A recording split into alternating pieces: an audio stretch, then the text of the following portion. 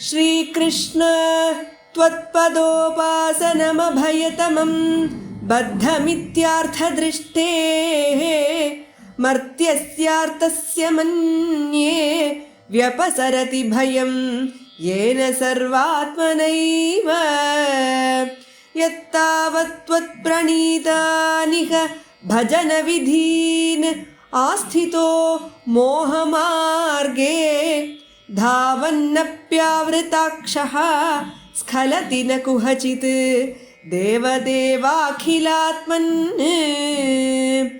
भूमन् कायेन वाचा मुहुरपि मनसा त्वद्बलप्रेरितात्मा यद्यत् कुर्वे समस्तं तदिह परतरे त्वय्यसावर्पयामि जात्यापीहश्वपाका स्वयि निहितमनः कर्मवागिन्द्रियार्थप्राणो विश्वं पुनीते न तु विमुखमनाः त्वत्पदाद्विप्रवर्यः।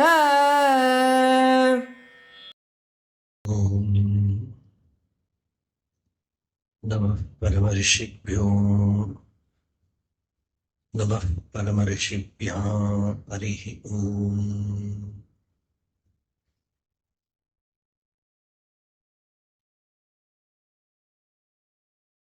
अन्तरायतिमिरूपशान्तये शान्तपावनवचिन्त्यवैभवम् तन्नरं वपुषि कुञ्जरं मुखे मन्महे किमपि तुन्दिलं महा।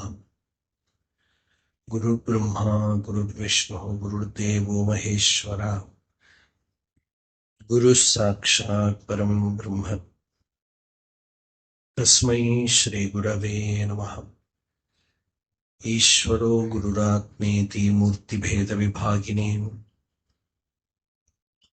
व्योमवद्व्याप्तदेहाय दक्षिणामूर्तये नमः। यस्यान्तं नादिमध्यं न हि करचरणं नामगोत्रं न सूत्रं नो जातिर्नैव वर्णा न भवति पुरुषो न नपुंसं न च स्त्रीं नाकारं नो विकारं न हि जनिवर्णं नास्ति पुण्यं न पापं तत्त्वं नो तत्त्वमेकं सहजसमरसं सद्गुरुं तं नमामि।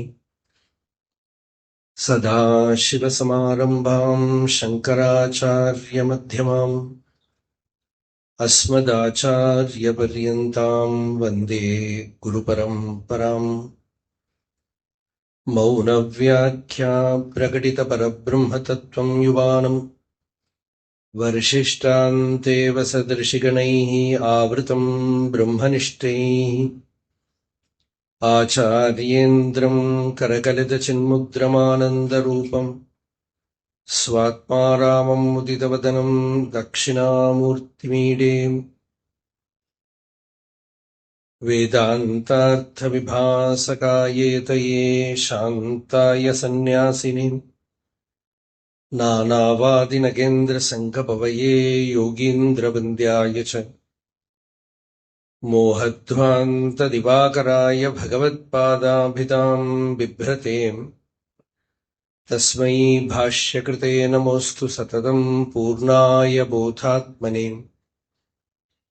अपार सच्चित्सुखवारिराशेः यस्योर्मिमात्रं भुवनं समस्तं गुहाहितं तं रमणं गभीरं चिन्ताविहीनं हृदि चिन्तयामि। देहं मृण्मयवज्जडात्मकमहं बुद्धिर्न तस्यास्त्यतो नाहं तत्तदभावसुप्तिसमये सिद्धात्मसद्भावतः कोऽहं भावयुतः कुतो वरधिया दृष्ट्वात्मनिष्टात्मनां सोऽहं स्फूर्तितया अरुणाचलशिवः पूर्णो विभाति स्वयम्। पीताम्बरं करविराजितशङ्खचक्रकौमोदगी सरसिजं करुणासमुद्रम् राधासायमतिसुन्दरमन्दहासं वातालयेशम् अनिशं हृदि भावयामि। സാന്ദ്രാനന്ദാവബോധാത്മകമനുപമിതം കാലദേശാവധിഭ്യാം നിർമുക്തം നിത്യമുക്തം നിഗമശതസഹസ്രേണ നിർഭാസ്യമാനം അസ്പഷ്ടം ദൃഷ്ടമാത്രേ പുനരുരുപുരുഷാർത്ഥാത്മകം ബ്രഹ്മതത്വം തത്താവദ്ഭാതി സാക്ഷാത് ഗുരുപവനപുരേ ഹന്തഭാഗ്യം ജനാനാം. യോऽन्तः പ്രവിശ്യ മമ വാചമിമാം പ്രസുപ്താം സഞ്ജീവയത്യ കില ശക്തിധരസ്വധാംനാ അന്यांശ ഹസ്തചരണശ്രവണത്വഗാദീൻ പ്രാണാൻ നമോ ഭഗവതേ പുരുഷായ തുഭ്യം.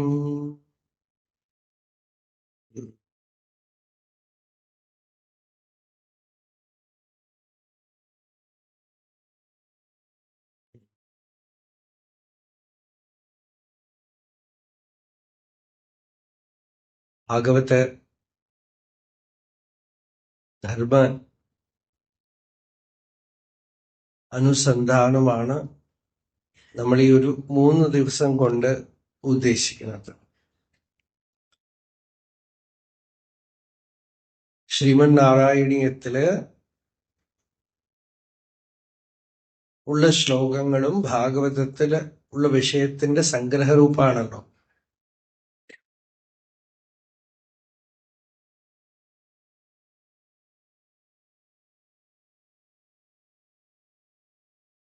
നമുക്ക്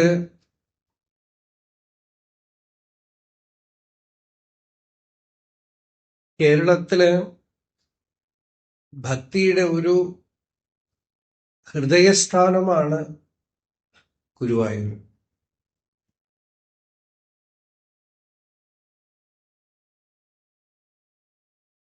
ഗുരുവായൂരപ്പൻ ആണ് മലയാളി എവിടെ പോയാലും. താത്വികനായ മലയാളിയുടെ കാര്യം പറയാം.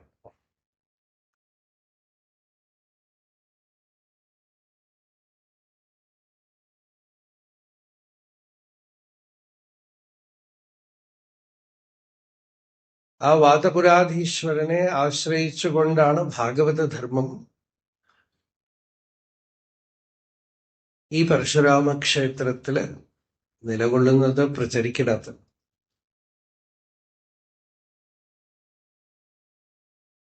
വളരെ വലിയ ഒരു വൈദുഷ്യത്തിന്റെ ഒരു പരമ്പര ഇവിടെ ഉണ്ടായിരുന്നിട്ടുണ്ട്. എന്തിനു പറയണു, ഇന്ന് ഭാരതം മുഴുവനുമുള്ള അദ്വൈത വേദാന്തത്തിന്റെ ബീജം നമ്മൾ വിതച്ചതാണല്ലോ. ഇവിടെയാണല്ലോ അതിന്റെ അധിഷ്ഠാനം.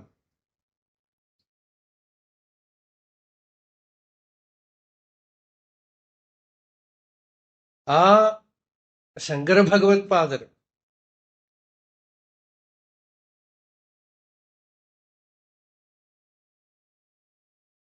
നമ്മുടെ കേരളത്തിലുള്ളവർ മാത്രമേ ശങ്കരൻ എന്നൊക്കെ പറയുള്ളൂ, എന്തോ സ്കൂളിൽ കൂടെ പഠിച്ച പോലെ. അതിന് നമുക്ക് വേറെ ആളുണ്ടല്ലോ, അല്ലേ? തുടങ്ങിയതും അവിടെ തന്നെ, അവസാനിച്ചതും അവിടെ തന്നെ.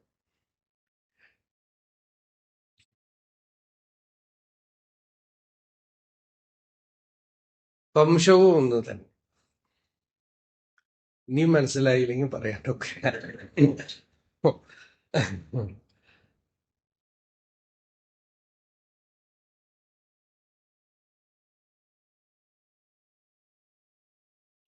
ശ്രീശങ്കര ഭഗവത് പാദര് ഭാരതം മുഴുവനുള്ള അദ്വൈത വേദാന്തത്തിന്റെ പരമാചാര്യനായിട്ടിരിക്കുന്നു. അതിനുശേഷം എത്രയോ മഹാഭക്തന്മാരും വിദ്വാൻമാരും ഒക്കെ കേരളത്തിൽ വന്നിട്ടുണ്ട്. കേരളം എന്ന് പറയാനും ഒക്കില്ല, കാരണം തമിഴ്നാടും കേരളവും ഒന്നു ചേർന്നിട്ടാണ് ഇരുന്നിരിക്കുന്നത്. വടക്കോട്ട് പോകുന്തോറും കേരളം കർണാടകത്തോട് ചേർന്നിട്ടാണ് ഇരുന്നിരിക്കുന്നത്.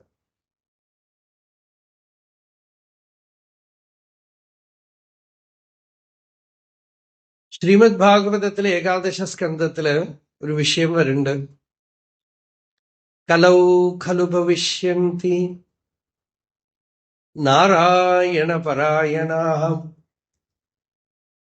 ക്വചിത് ക്വചിൻ മഹാരാജ ദ്രവിഡേഷു ച ഭൂരിശഃ താമ്രപർണീ നദീ യത്ര കൃതമാലാ പയസ്വിനി കാവേരീ ച മഹാപുണ്യാ പ്രതീചി ച മഹാനദി ഹേ പിബന്തി ജലം താസാം മനുജാ മനുജേശ്വര പ്രായോ ഭക്താഃ ഭവിഷ്യന്തി വാസുദേവേ അമലാശയാഃ. ഒരു പ്രഡിക്ഷനാണ്. കലൗ ഖലു ഭവിഷ്യന്തി നാരായണ പരായണാഃ. കലിയില് പരമഭാഗവതന്മാരായിട്ടുള്ള പരമഭക്തന്മാരായിട്ടുള്ള ഒരുപാട് പേര് വരും. വലിയ സ്പിരിച്വൽ റെവല്യൂഷൻ. ക്വചിത് ക്വചിൻ മഹാരാജ. ഭാരതദേശത്തിൽ പല സ്ഥലത്തും വരും. എന്നാൽ ദ്രവിഡേഷു ച ഭൂരിശഃ. ദ്രവിഡദേശത്തിൽ ധാരാളം ഉണ്ടാവും. ദ്രവിഡം എന്ന് പറയുമ്പോ ഈ 5 സ്ഥലങ്ങളും ഉൾക്കൊള്ളും അതില്. തമിഴ്നാട്, കർണാടകം, കേരളം, മഹാരാഷ്ട്രം, ആന്ധ്രം. ഇതാണ് പഞ്ചദ്രാവിഡം എന്ന് പേര്. ഈ പഞ്ചദ്രാവിഡ ദേശവും അതിനകത്ത് ഉൾക്കൊള്ളും. അവിടെ താമ്രപർണി നദി എത്ര. താമ്രപർണി നദി, കൃതമാല എന്ന് വെച്ചാൽ വൈഗൈ, മധുരയിലുള്ളത്. കാവേരി, പയസ്വിനി, പാലാറ്, പ്രതീച്ചി അതിൽ പെടും ഭാരതപ്പുഴയും പെരിയാറും ഒക്കെ. പ്രതീച്ചി നദികളിൽ പെട്ടതാണ് ഇതൊക്കെ. ഈ നദികളൊക്കെ ഈ ജലം ഭക്തി ഉണ്ടാക്കാനുള്ള ശക്തി ഉണ്ട് എന്നാണ് ഭാഗവതം പറയുന്നത്. ഏ പിബന്തി ജലം താസാം. ആര് ഈ നദികളിലെ ജലമൊക്കെ കുടിച്ച്, ചിലരൊക്കെ വ്രതം എടുത്തിരുന്നു. കാവേരി ജലം കുടിച്ചിട്ടേ ജീവിക്കുള്ളൂ എന്നാണ്. കാവേരിയുടെ തീരം വിട്ടു പോവില്ല. കാവേരി തീർത്ഥം എടുത്തുകൊണ്ടുവന്ന് ആഹാരം പാചകം ചെയ്ത് കഴിക്കാം. കിണറൊന്നും ഉപയോഗിക്കില്ല, കാവേരി തീർത്ഥം. അങ്ങനത്തെ വ്രതമൊക്കെ ഉണ്ടായിരുന്നവർക്കുണ്ടായിരുന്നു. ഏ പിബന്തി ജലം താസാം മനുജാ മനുജേശ്വര പ്രായോ ഭക്താഃ ഭവിഷ്യന്തി. അവരൊക്കെ പ്രായേണ പരമഭക്തന്മാരായിട്ട് തീരും. വാസുദേവേ ഭക്താഃ ഭവിഷ്യന്തി അമലാശയാഃ. പരമ വൈഷ്ണവരായി വിഷ്ണുഭക്തന്മാരായിട്ടും ശിവഭക്തന്മാരും ധാരാളം ഉണ്ടായിട്ടുണ്ട് ഇപ്പോൾ ഈ ദേശങ്ങളിൽ എന്ന് ഭാഗവതം പറയണു. ഇതാണ് ഭട്ടതിരി നാരായണീയത്തിലും ഗുരുവായൂരപ്പന്റെ അടുത്ത് പറയണത്. ഗുരുവായൂരപ്പ, ഇങ്ങനെ ഒരു ചൊല്ലുണ്ടല്ലോ, ഞാനും അതിന്റെ ഉള്ളില്, നമുക്കൊക്കെ വേണ്ടിയിട്ടുള്ള ശ്ലോകാണത്, ഞാനും അതിന്റെ ഉള്ളിൽ പെട്ടിട്ടുണ്ട് എന്നാണ്. ഭക്താസ്താവത് കലൗ സ്യുഃ ദ്രമിഡഭുവി തതോ ഭൂരിശസ്തത്ര ചോച്ഛൈഃ കാവേരീം താമ്രപർണീം അനുകിലകൃതമാലാം ച പുണ്യാം പ്രതീചീം ഹാ മാമപി ഏതദന്തർഭവമപി ച വിഭോ കിഞ്ചിദഞ്ജദ്രസം ത്വയി ആശാപാശൈർനിബധ്യ ഭ്രമയന ഭഗവൻ പൂരയത്വന്നിഷേവാം.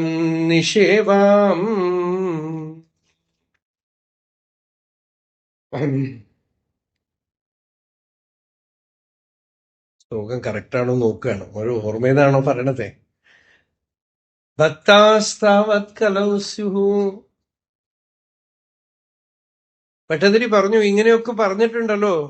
മാമപി അന്തർഭവം. ഞാനും ഈ ലിസ്റ്റിന്റെ ഉള്ളിൽ പെട്ടിട്ടുണ്ട് ഭഗവാൻ. കിഞ്ചിദഞ്ജദ്രസം ത്വയി. കുറച്ച് പൂർവജന്മ സംസ്കാരവശാൽ ഒരു ഭക്തിയും എന്റെ ഉള്ളിൽ ഉണ്ടായിട്ടുണ്ട്. പക്ഷേ ഇന്നലെ പറഞ്ഞല്ലോ നമ്മള്, അതുപോലെ ചിലപ്പോ ഒരു പൂർവ സുഹൃതം കൊണ്ട് കിട്ടിയതൊക്കെ ചിലപ്പോൾ നമ്മളുടെ സാമർത്ഥ്യം കൊണ്ട് നഷ്ടപ്പെടുത്തി കളയും. ആശാപാശയിൽ നിബദ്ധ്യ, പല വിധത്തിലുള്ള ആശകളാകുന്ന പാശം, ബന്ധം, അതിൽ പെട്ട് ഭ്രമയന ഭഗവൻ, ഭഗവാനെ എന്നെ ഭ്രമിപ്പിച്ച് കളയരുത്, മോഹിപ്പിച്ച് കളയരുത്, ഭഗവാനെ മറന്നു കളയരുത്. അതാണ് വരം. കുന്തി വിഷ്ണുപുരാണത്തിൽ പറഞ്ഞു, വിപദോ നൈവ വിപദഃ സമ്പദോ നൈവ സമ്പദഃ വിപദ് വിസ്മരണം വിഷ്ണോഹോ സമ്പദ് നാരായണ സ്മൃതി. നമ്മള് ആപത്തെന്ന് വിളിക്കുന്നതൊന്നും ആപത്തല്ലാത്ത, നമ്മൾ സമ്പത്തെന്ന് വിളിക്കുന്നത് സമ്പത്തുമല്ല, ഭഗവാനെ മറന്നു കളയുന്നതാണ് ഡേഞ്ചർ, ആപത്ത്. സമ്പത്ത് ഭഗവത് സ്മരണയാണ് സമ്പത്ത്. വിപദ് വിസ്മരണം വിഷ്ണോഹോ സമ്പത്ത് നാരായണ സ്മൃതി. ഭഗവത് സ്മൃതിയാണ് സമ്പത്ത്. ഞങ്ങളുടെ അവിടെ ഒരു ബ്രാഹ്മണൻ ഉണ്ടായിരുന്നു. വളരെ വർഷങ്ങൾക്ക് മുമ്പ്, നമ്മുടെ കുട്ടിക്കാലത്ത് കേട്ട കഥയാണ്. അപ്പൊ ഗവൺമെന്റ് ഓഫീസിൽ ആപ്ലിക്കേഷൻ എഴുതി കൊടുക്കണം, എന്തിനോ. അപ്പൊ നമ്മൾ എഴുതുമല്ലോ, ജോലി അല്ലെ, ഉദ്യോഗം എന്നിട്ടുണ്ടാവല്ലോ. അദ്ദേഹത്തിന് അവിടെ ആപ്ലിക്കേഷൻ ഫോം ഫില്ലപ്പ് ചെയ്യുമ്പോ ഉദ്യോഗം, ഈശ്വര വിചാരം, ഈശ്വര വിചാരം, അതാണ് ജോലി, വേറൊന്നും. വിപദ് വിസ്മരണം വിഷ്ണു, ഭഗവാനെ മറന്നു കളയുന്നത് വലിയ വിപത്താണ്. സമ്പത്ത് നാരായണ സ്മൃതി. ഈ ശ്ലോക ബീജം വെച്ചുകൊണ്ടാണ് ഭാഗവതത്തില് കുന്തി പറഞ്ഞത്, ജീവിതത്തിൽ എന്തൊക്കെ വിഷമം വരികയാണെങ്കിലും വന്നോട്ടെ, ഒരു വിഷമം മാത്രം വരാൻ പാടില്ല, ഭഗവാനെ മറന്നു കളയരുത്. വിപദഃ സന്തുനഃ ശശ്വത്. ജീവിതത്തിൽ അപ്പപ്പോ ഓരോ ദുഃഖങ്ങൾ, പ്രശ്നങ്ങളൊക്കെ വരും, അപ്പപ്പോ വരട്ടെ ഭഗവാൻ. തത്ര ഒരുപാട് തരരുത്, സഹിക്കാൻ പറ്റില്ല. അതുകൊണ്ട് തത്ര ജഗദ്ഗുരു, എത്ര വിപത്ത്, എവിടെയൊക്കെ വിപത്തുണ്ടോ തത്ര അവിടെ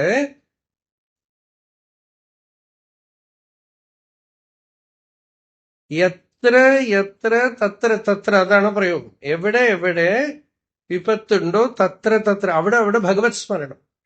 എത്ര യത് തത്ര തത്. മലയാളത്തിൽ പറഞ്ഞ എത്ര എല്ല് തത്ര അല്ല്.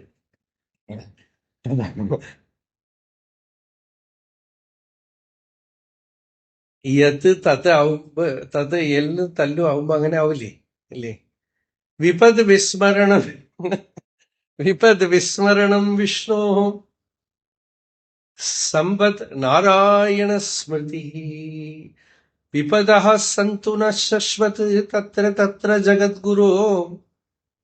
നോക്കൂ, ഈ ശ്ലോകം ലോകത്തിലുള്ള മിസ്റ്റിക്സ് ഒക്കെ കണ്ട് ആശ്ചര്യപ്പെട്ടു പോയിട്ടുണ്ട്. ഭാഗവതത്തിലുള്ള ഈ ശ്ലോകം എന്താന്ന് വെച്ചാൽ, നമ്മളുടെ ലോകത്ത് ഈ അധ്യാത്മികം എല്ലാ സ്ഥലത്തും ഉണ്ടല്ലോ. അധ്യാത്മം എല്ലാ സ്ഥലത്തും ഉണ്ട്, പാശ്ചാത്യ ദേശത്തൊക്കെ ഉണ്ട്. അവരുടെയൊക്കെ മിസ്റ്റിസിസം, വെസ്റ്റേൺ മിസ്റ്റിസിസത്തിലും ഒരമ്മ പറഞ്ഞു, ഈശ്വരന്റെ അടുത്ത് പറഞ്ഞു, എവിടെയെങ്കിലുമൊക്കെ ദുഃഖം വാങ്ങിക്കാൻ കിട്ടുമെങ്കിൽ ഞാനായിരിക്കും ഫസ്റ്റ് പോയി നിൽക്കുന്നത്. കാരണം ആ ദുഃഖം വരുമ്പോ ഉണ്ടല്ലോ, നമ്മൾ സർഫസിൽ നിൽക്കില്ല, ഡീപ്പായിട്ട് ഉള്ളിൽ പോകും, അല്ലേ?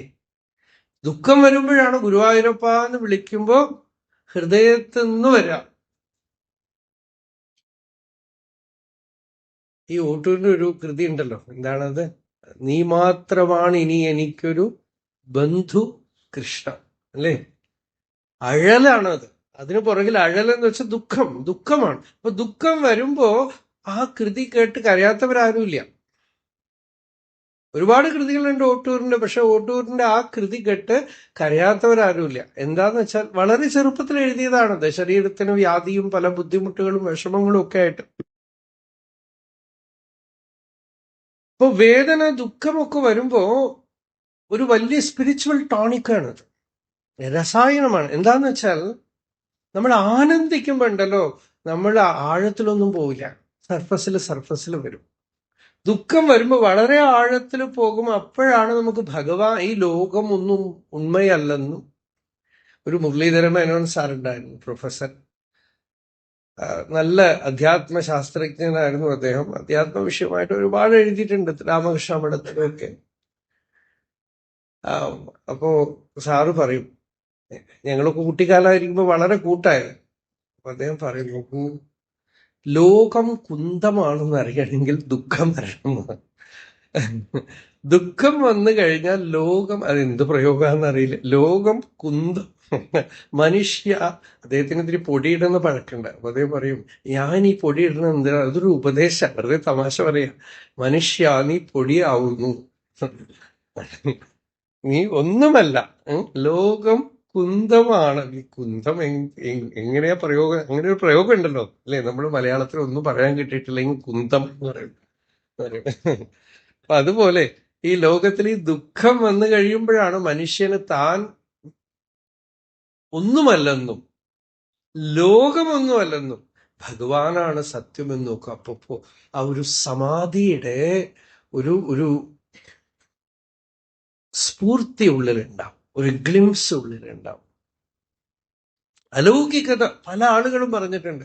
ദുഃഖിക്കുമ്പോ ഉള്ളിന്റെ ആഴത്തിൽ ഒരു ശാന്തി ഉണ്ടായിരുന്നു, അത് പലപ്പോഴും സുഖിക്കുമ്പോ പോയി പോകും. ശ്രദ്ധിച്ചുണ്ടോ നിങ്ങൾ? നമ്മൾ ചോദിക്കും, ഭഗവാൻ എന്തിനാ ദുഃഖം തരണം? പലപ്പോഴും ദുഃഖം വരുമ്പോ നമ്മൾ ആഴത്തിൽ മുങ്ങി ശാന്തിയുടെ തീർത്ഥം ഒന്ന് തൊടും. സുഖം വരുമ്പോ സർഫസിൽ നിൽക്കും, ഇന്ദ്രിയങ്ങളുടെ തലത്തിലാണ് നിൽക്കുക. അപ്പൊ ഒന്ന് ലൗകികമായി ബെനിഫിഷ്യൽ ആണെങ്കിൽ സ്പിരിച്വലി കുഴപ്പമാണ്. മറ്റൊന്ന് അധ്യാത്മമായിട്ട് ലാഭം ഉണ്ടാക്കും, ലൗകികമായി. അതുകൊണ്ടാണ് ഈ ജ്യോതിഷത്തിലൊക്കെ ചിലപ്പോൾ ശനിദശയാണെന്നും വളരെ വിഷമം പിടിച്ച കാലമാണെന്നൊക്കെ ജ്യോത്സ്യം പറയുമ്പോ പേടിക്കാതെ കയ്യിൽ ഭഗവത്ഗീതയോ നാരായണിയോ ഭാഗവതോ ഒക്കെ എടുത്തോളൂ, നല്ല ആനന്ദം ഉണ്ടാവും. എന്താന്ന് വെച്ചാൽ ലൗകികമായിട്ട് വിഷമം വരുമ്പോ ആധ്യാത്മികമായിട്ട് നല്ല പുരോഗതി ഉണ്ടാവും. ലൗകികമായി നല്ല ശുക്രദശയാണ് കേട്ടോ എന്ന് പറയും, ഉള്ളിലൊരു സമാധാനം ഉണ്ടാവില്ല. ധാരാളം പണമൊക്കെ കിട്ടും, ജോലിയൊക്കെ കിട്ടും, എല്ലാം നടക്കും, ഉള്ളിൽ സമാധാനം ഒന്നും ഉണ്ടാവില്ല. അപ്പൊ ഈശ്വരൻ ഈ പക്ഷപാതമൊന്നുമില്ല, ഒരു വശം തുറന്നു മറ്റൊരു വശം അടയ്ക്കും. ഭാഗവതത്തില് വൃത്രൻ പറഞ്ഞു, എന്റെ ഭഗവാൻ എന്ന് പറയണ അസുരനാണ് അയാളെ. അപ്പൊ എന്റെ ഭഗവാൻ, എന്താ ശ്ലോകം, എന്താ പറയണ, മത് പ്രാണനാഥ അസുപതി എന്ന് പറയാം. അപ്പോ വൃത്രൻ പറയാണ്, പണം സമ്പാദിക്കാൻ പ്രതിബന്ധം, ധർമ്മം ചെയ്യാൻ പ്രതിബന്ധം, ആഗ്രഹങ്ങളൊക്കെ നേടിയെടുത്ത് അനുഭവിക്കാൻ പ്രതിബന്ധം. ഈ മൂന്നും വരുമ്പോ നമ്മൾ എന്ത് പറയും? ഗുരുവായൂരപ്പൻ ചതിച്ചല്ലോപ്പാ എന്ന് പറയും, അല്ലേ? ത്രൈവർഗികായാസ വിഘാതമസ്മത് പതിർവിധത്തെ പുരുഷസ്യ ശക്ര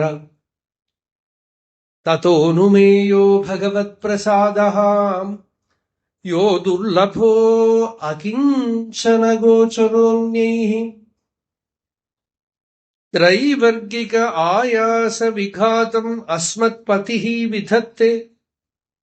അസ്മത് പതിഃ, നമ്മുടെ ഭഗവാൻ, അസുരനാണ് പറയുന്നത്, നമ്മുടെ ഭഗവാൻ അസ്മത് പതിർ വിധത്തെ പുരുഷസ്യ ശക്ര. നമുക്ക് ഇതൊക്കെ വരുമ്പോ തഥാ അനുമേയ ഭഗവത് പ്രസാദഃ.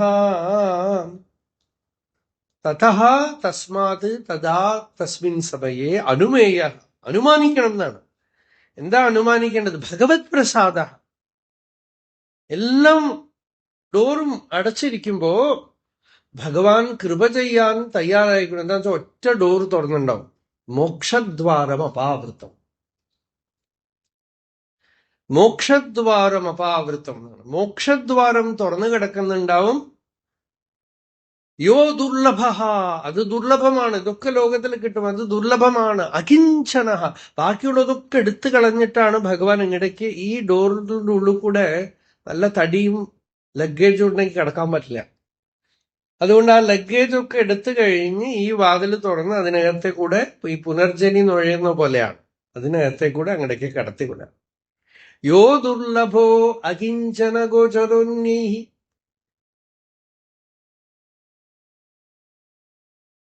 അകിഞ്ചനന്മാർക്ക് കാണാവുന്ന പൊരുളാണ്. അങ്ങനെയാണ് ഭഗവാൻ പരമഭാഗവതന്മാരെ, ഭക്തനെ ഭഗവാൻ ഉണ്ടാക്കുന്നതാണ്. നമ്മളൊന്നും സാധന ചെയ്തുണ്ടാവില്ല. അധ്യാത്മജീവിതത്തിൽ പൂർണ്ണത ഭഗവത് കൃപയാണ്. ഭഗവാൻ രമണ മഹർഷി പറഞ്ഞു, നോക്കിയേ കരുതി മെയ് താക്കിയേ പക്വം ആക്കി നീ ആണ്ട് അരുൾ അരുണാചലം. അരുണാചലേശ്വരനോട് പറഞ്ഞു, ഒന്ന് നോക്കിയേ എന്ന് വെച്ചാൽ ഒരു കടാക്ഷം ചെയ്തു. അതാണ് ആദ്യത്തെ. ഭഗവാന്റെ ദൃഷ്ടി നമ്മുടെ മേലെ ഒന്ന് വീണു. നോക്കി, കരുതി, കരുതി എന്ന് വെച്ചാൽ തക്കം നോക്കി എന്നാണ്. തക്കം, സന്ദർഭം നോക്കി. എപ്പോഴാണോ അടിക്കേണ്ടത് അപ്പോ. നമ്മളുടെ അഭിമാനം ഏത് സമയത്താണോ ഭഞ്ജിക്കപ്പെടേണ്ടത് ആ സമയത്ത് താക്കി ഒരടി. ഇതിനാണ് കൃപ എന്ന് പറയണത്. നമ്മൾ പറയും ഈശ്വരന്റെ കൃപ വേണം വിളിക്കുമ്പോൾ സൂക്ഷിക്കണം. നമ്മള് അടി അമ്മ തരേണ്ടത് തരണം കരഞ്ഞ കുട്ടി അറിയില്ലേ? ഇല്ലേ?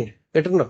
സ്കൂളിൽ കുട്ടിയെ കൊണ്ടുപോയിട്ടേ എന്തു പറഞ്ഞാലും കുട്ടി അമ്മ തരേണ്ടത് തരണം എന്ന് പറഞ്ഞ് ടീച്ചറ് ചോക്ലേറ്റ് കൊടുത്തു, ടീച്ചറ് വേറെ പെൻസിൽ കൊടുത്തു, എന്തു കൊടുത്തിട്ടും ആ കുട്ടി കരച്ചിൽ നിന്ന് അവസാനം ടീച്ചർക്ക് ദേഷ്യം വന്നിട്ട് ഒന്ന് കൊടുത്തു.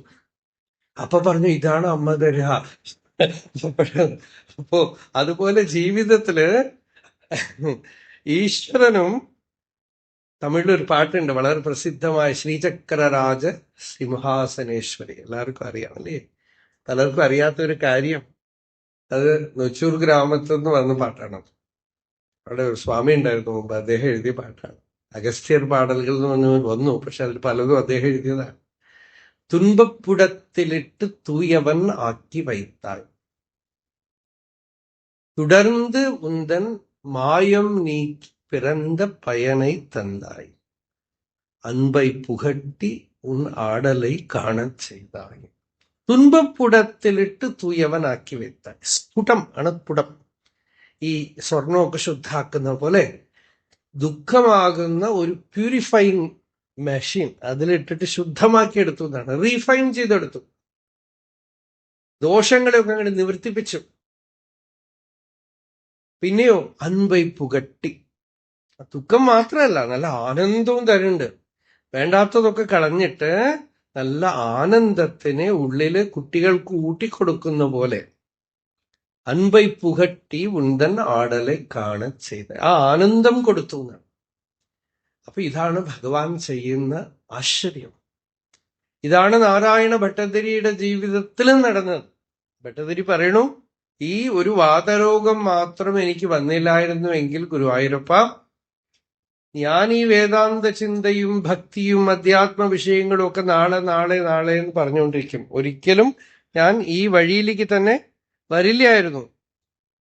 ഈ വാദം വന്നതുകൊണ്ടാണ് ഞാൻ ഈ വഴിയിലേക്ക് തിരിച്ചു വന്നത്, അല്ലെങ്കിൽ ഞാൻ ഈ വഴിക്കേ വരില്ല എന്ന്. പലർക്കും അങ്ങനെയാണ്. ഭഗവാൻ ചിലപ്പോഴൊക്കെ ഈ വഴിയിലൊക്കെയാണ് ഭഗവാൻ തന്റെ അടുത്തേക്ക് ഈ ഭക്തനെ കൊണ്ടുവരുന്നത്. ഒരു ദുഃഖം വരുമ്പോ, കഷ്ടം വരുമ്പോ. ഭട്ടതിരിക്ക് അത് വരുമ്പോഴാണ് ഗുരുവായൂരപ്പനെ ആശ്രയിക്കുന്നത്. എല്ലാ ശാസ്ത്രവും ഉണ്ട് കയ്യില്, അധ്യാത്മവിദ്യയുണ്ട്. കഥ തുഞ്ചത്ത് എഴുത്തച്ഛനെ കണ്ടു എന്നും എഴുത്തച്ഛൻ പറഞ്ഞു മീന് തൊട്ട് കൂട്ടാൻ പറഞ്ഞു എന്നാണ്. അല്ലേ? നമ്മൾ കഥ കേട്ടിരിക്കണത് അങ്ങനെയാണ്. നമ്മളെ ആളുകൾ എന്തെങ്കിലുമൊക്കെ കഥയൊക്കെ ഉണ്ടാക്കുമെന്ന് പറയാൻ പറ്റില്ല. മത്സ്യാവതാരം തൊട്ട് കഥ പറയാന്നാണ്. പക്ഷെ മത്സ്യാവതാരം അല്ല ആദ്യത്തെ അവതാരം, അത് പറയാണ്. മത്സ്യാവതാരം തൊട്ട് നമ്മൾ വിചാരിക്കുന്ന മത്സ്യം, കൂർമ്മം, വരാഹം, വാമന ആ ഓർഡറിലൊന്നും അല്ല അവതാരം. എങ്കിലും മത്സ്യാവതാരം തൊട്ട് കൂട്ടാം എന്ന് പറഞ്ഞു എന്നാണ്. എന്ന് വെച്ചാൽ ഭാഗവതം പറയാന്ന് ഭട്ടതിരി അർത്ഥം എടുത്തു എന്ന് വേണം പറയാൻ. അങ്ങനെ അതിഗംഭീരമായിട്ട് ഭാഗവതം പറഞ്ഞു. ഭാരതദേശം കണ്ടിട്ടുള്ള മഹാപണ്ഡിതന്മാരിൽ ഒരു ഹിമാലയമാണ് നാരായണ ഭട്ടതിരി. മഹാവിദ്വാൻമാരില് വളരെ വലിയ വിദ്വാനാണ്. കാരണം എല്ലാവരും വ്യാകരണ ശാസ്ത്രത്തിനെ, പാണിനീയത്തിനെ ആശ്രയിച്ച് നിൽക്കുമ്പോ അപാണിനീയ പ്രയോഗങ്ങളെ സാധൂകരിക്കുന്ന രീതിയിൽ ചില ഗ്രന്ഥങ്ങളൊക്കെ അദ്ദേഹം രചിച്ചു. പ്രക്രിയാസർവസ്വം എന്ന് വ്യാകരണ ശാസ്ത്രത്തിനെ വളരെ എത്ര കണ്ട് ലളിതമാക്കാൻ പറ്റുമോ അത്ര കണ്ട് ലളിതമാക്കി അത് ചിലപ്പോൾ ദൃഷ്ടാന്തങ്ങളൊക്കെ കൃഷ്ണകഥയും സ്തോത്രങ്ങളും ഒക്കെ പറഞ്ഞുകൊണ്ട് വ്യാകരണശാസ്ത്രം എഴുതി. അങ്ങനെ ഒരു മഹാമനീഷി, മഹാവിദ്വാൻ, അത്തരത്തിലുള്ള ആ പരമഭക്തനെ ഭഗവാൻ വന്ന് പിടിച്ചു. എന്തിനാന്ന് വെച്ചാൽ നാരായണി എഴുതാനായിട്ട്. ചിലപ്പോൾ ഭഗവാൻ അങ്ങനെയാണ്. ചിലപ്പോൾ ചിലതൊക്കെ എഴുതാൻ വേണ്ടി ചിലർക്ക് അറിവൊക്കെ ഉണ്ടാവും, പക്ഷെ അവർ എഴുതില്ല. എഴുതണമെങ്കിൽ അതിന് എന്തെങ്കിലുമൊക്കെ ഒന്ന് കൊണ്ടുവന്ന് കൊടുക്കണം അവർക്ക്. അമ്മ തരേണ്ടത് തരണം. അപ്പോഴാണ് അവരുടെ ഉള്ളിലുള്ള കൃതികളൊക്കെ പുറത്തു വരാം. ഭഗവാൻ രമണ മഹർഷിയെ അരുണാചലേശ്വരൻ പിടിച്ചുകൊണ്ടുവന്നു. ഭഗവാൻ തന്നെ പറയണത് ഒരു 8 കാലി പ്രാണികളെ പിടിക്കുന്ന പോലെ വല വിരിച്ചു പിടിച്ചു എന്നാണ്. ചിന്തിത്ത് അരുൾപട ചിലന്തി പോൽ കട്ടി ശിറയിട്ടു ഉണ്ടനെ. ചിറ പിടിച്ചുകൊണ്ട് ജയിലിലിട്ടു എന്നാണ് പിടിച്ചുകൊണ്ടുവന്നു. എന്നിട്ട് മലയിൽ ഇരുത്തി, നല്ല സൗഖ്യമായിട്ട് വിരൂപാക്ഷ ഗുഹയിൽ ഇരുത്തി. പക്ഷേ കഥ പറയണത് മുരുകനാറാണ്. അദ്ദേഹം പറഞ്ഞു, അരുണാചലേശ്വരന് ഒരു ആഗ്രഹം. എല്ലാ ശിവക്ഷേത്രങ്ങളും എല്ലാവരും പാടുന്നുണ്ടല്ലോ, കാലാകാലത്തിൽ പല ഭക്തന്മാരും വന്ന് ആ ക്ഷേത്രങ്ങളെയൊക്കെ പാടിയിട്ടുണ്ട്. അതുപോലെ ഈ ഭക്തനെ കൊണ്ട് എന്നെ പാടിപ്പിക്കണം. മഹർഷി വായ തുറന്നില്ല. അരുണാചലേശ്വരൻ വിചാരിച്ചു താൻ പിടിച്ചുകൊണ്ടുവന്ന്, തമിഴിൽ പറഞ്ഞാൽ തടുത്ത് ആട്കൊണ്ട് കൊണ്ടുവന്നാൽ ആ ഭക്തന് ഹൃദയം ഉരുകി പാട്ട് വരുന്നതാണ്. ഒന്നും വന്നില്ല, അചലമായിട്ടിരുന്നു.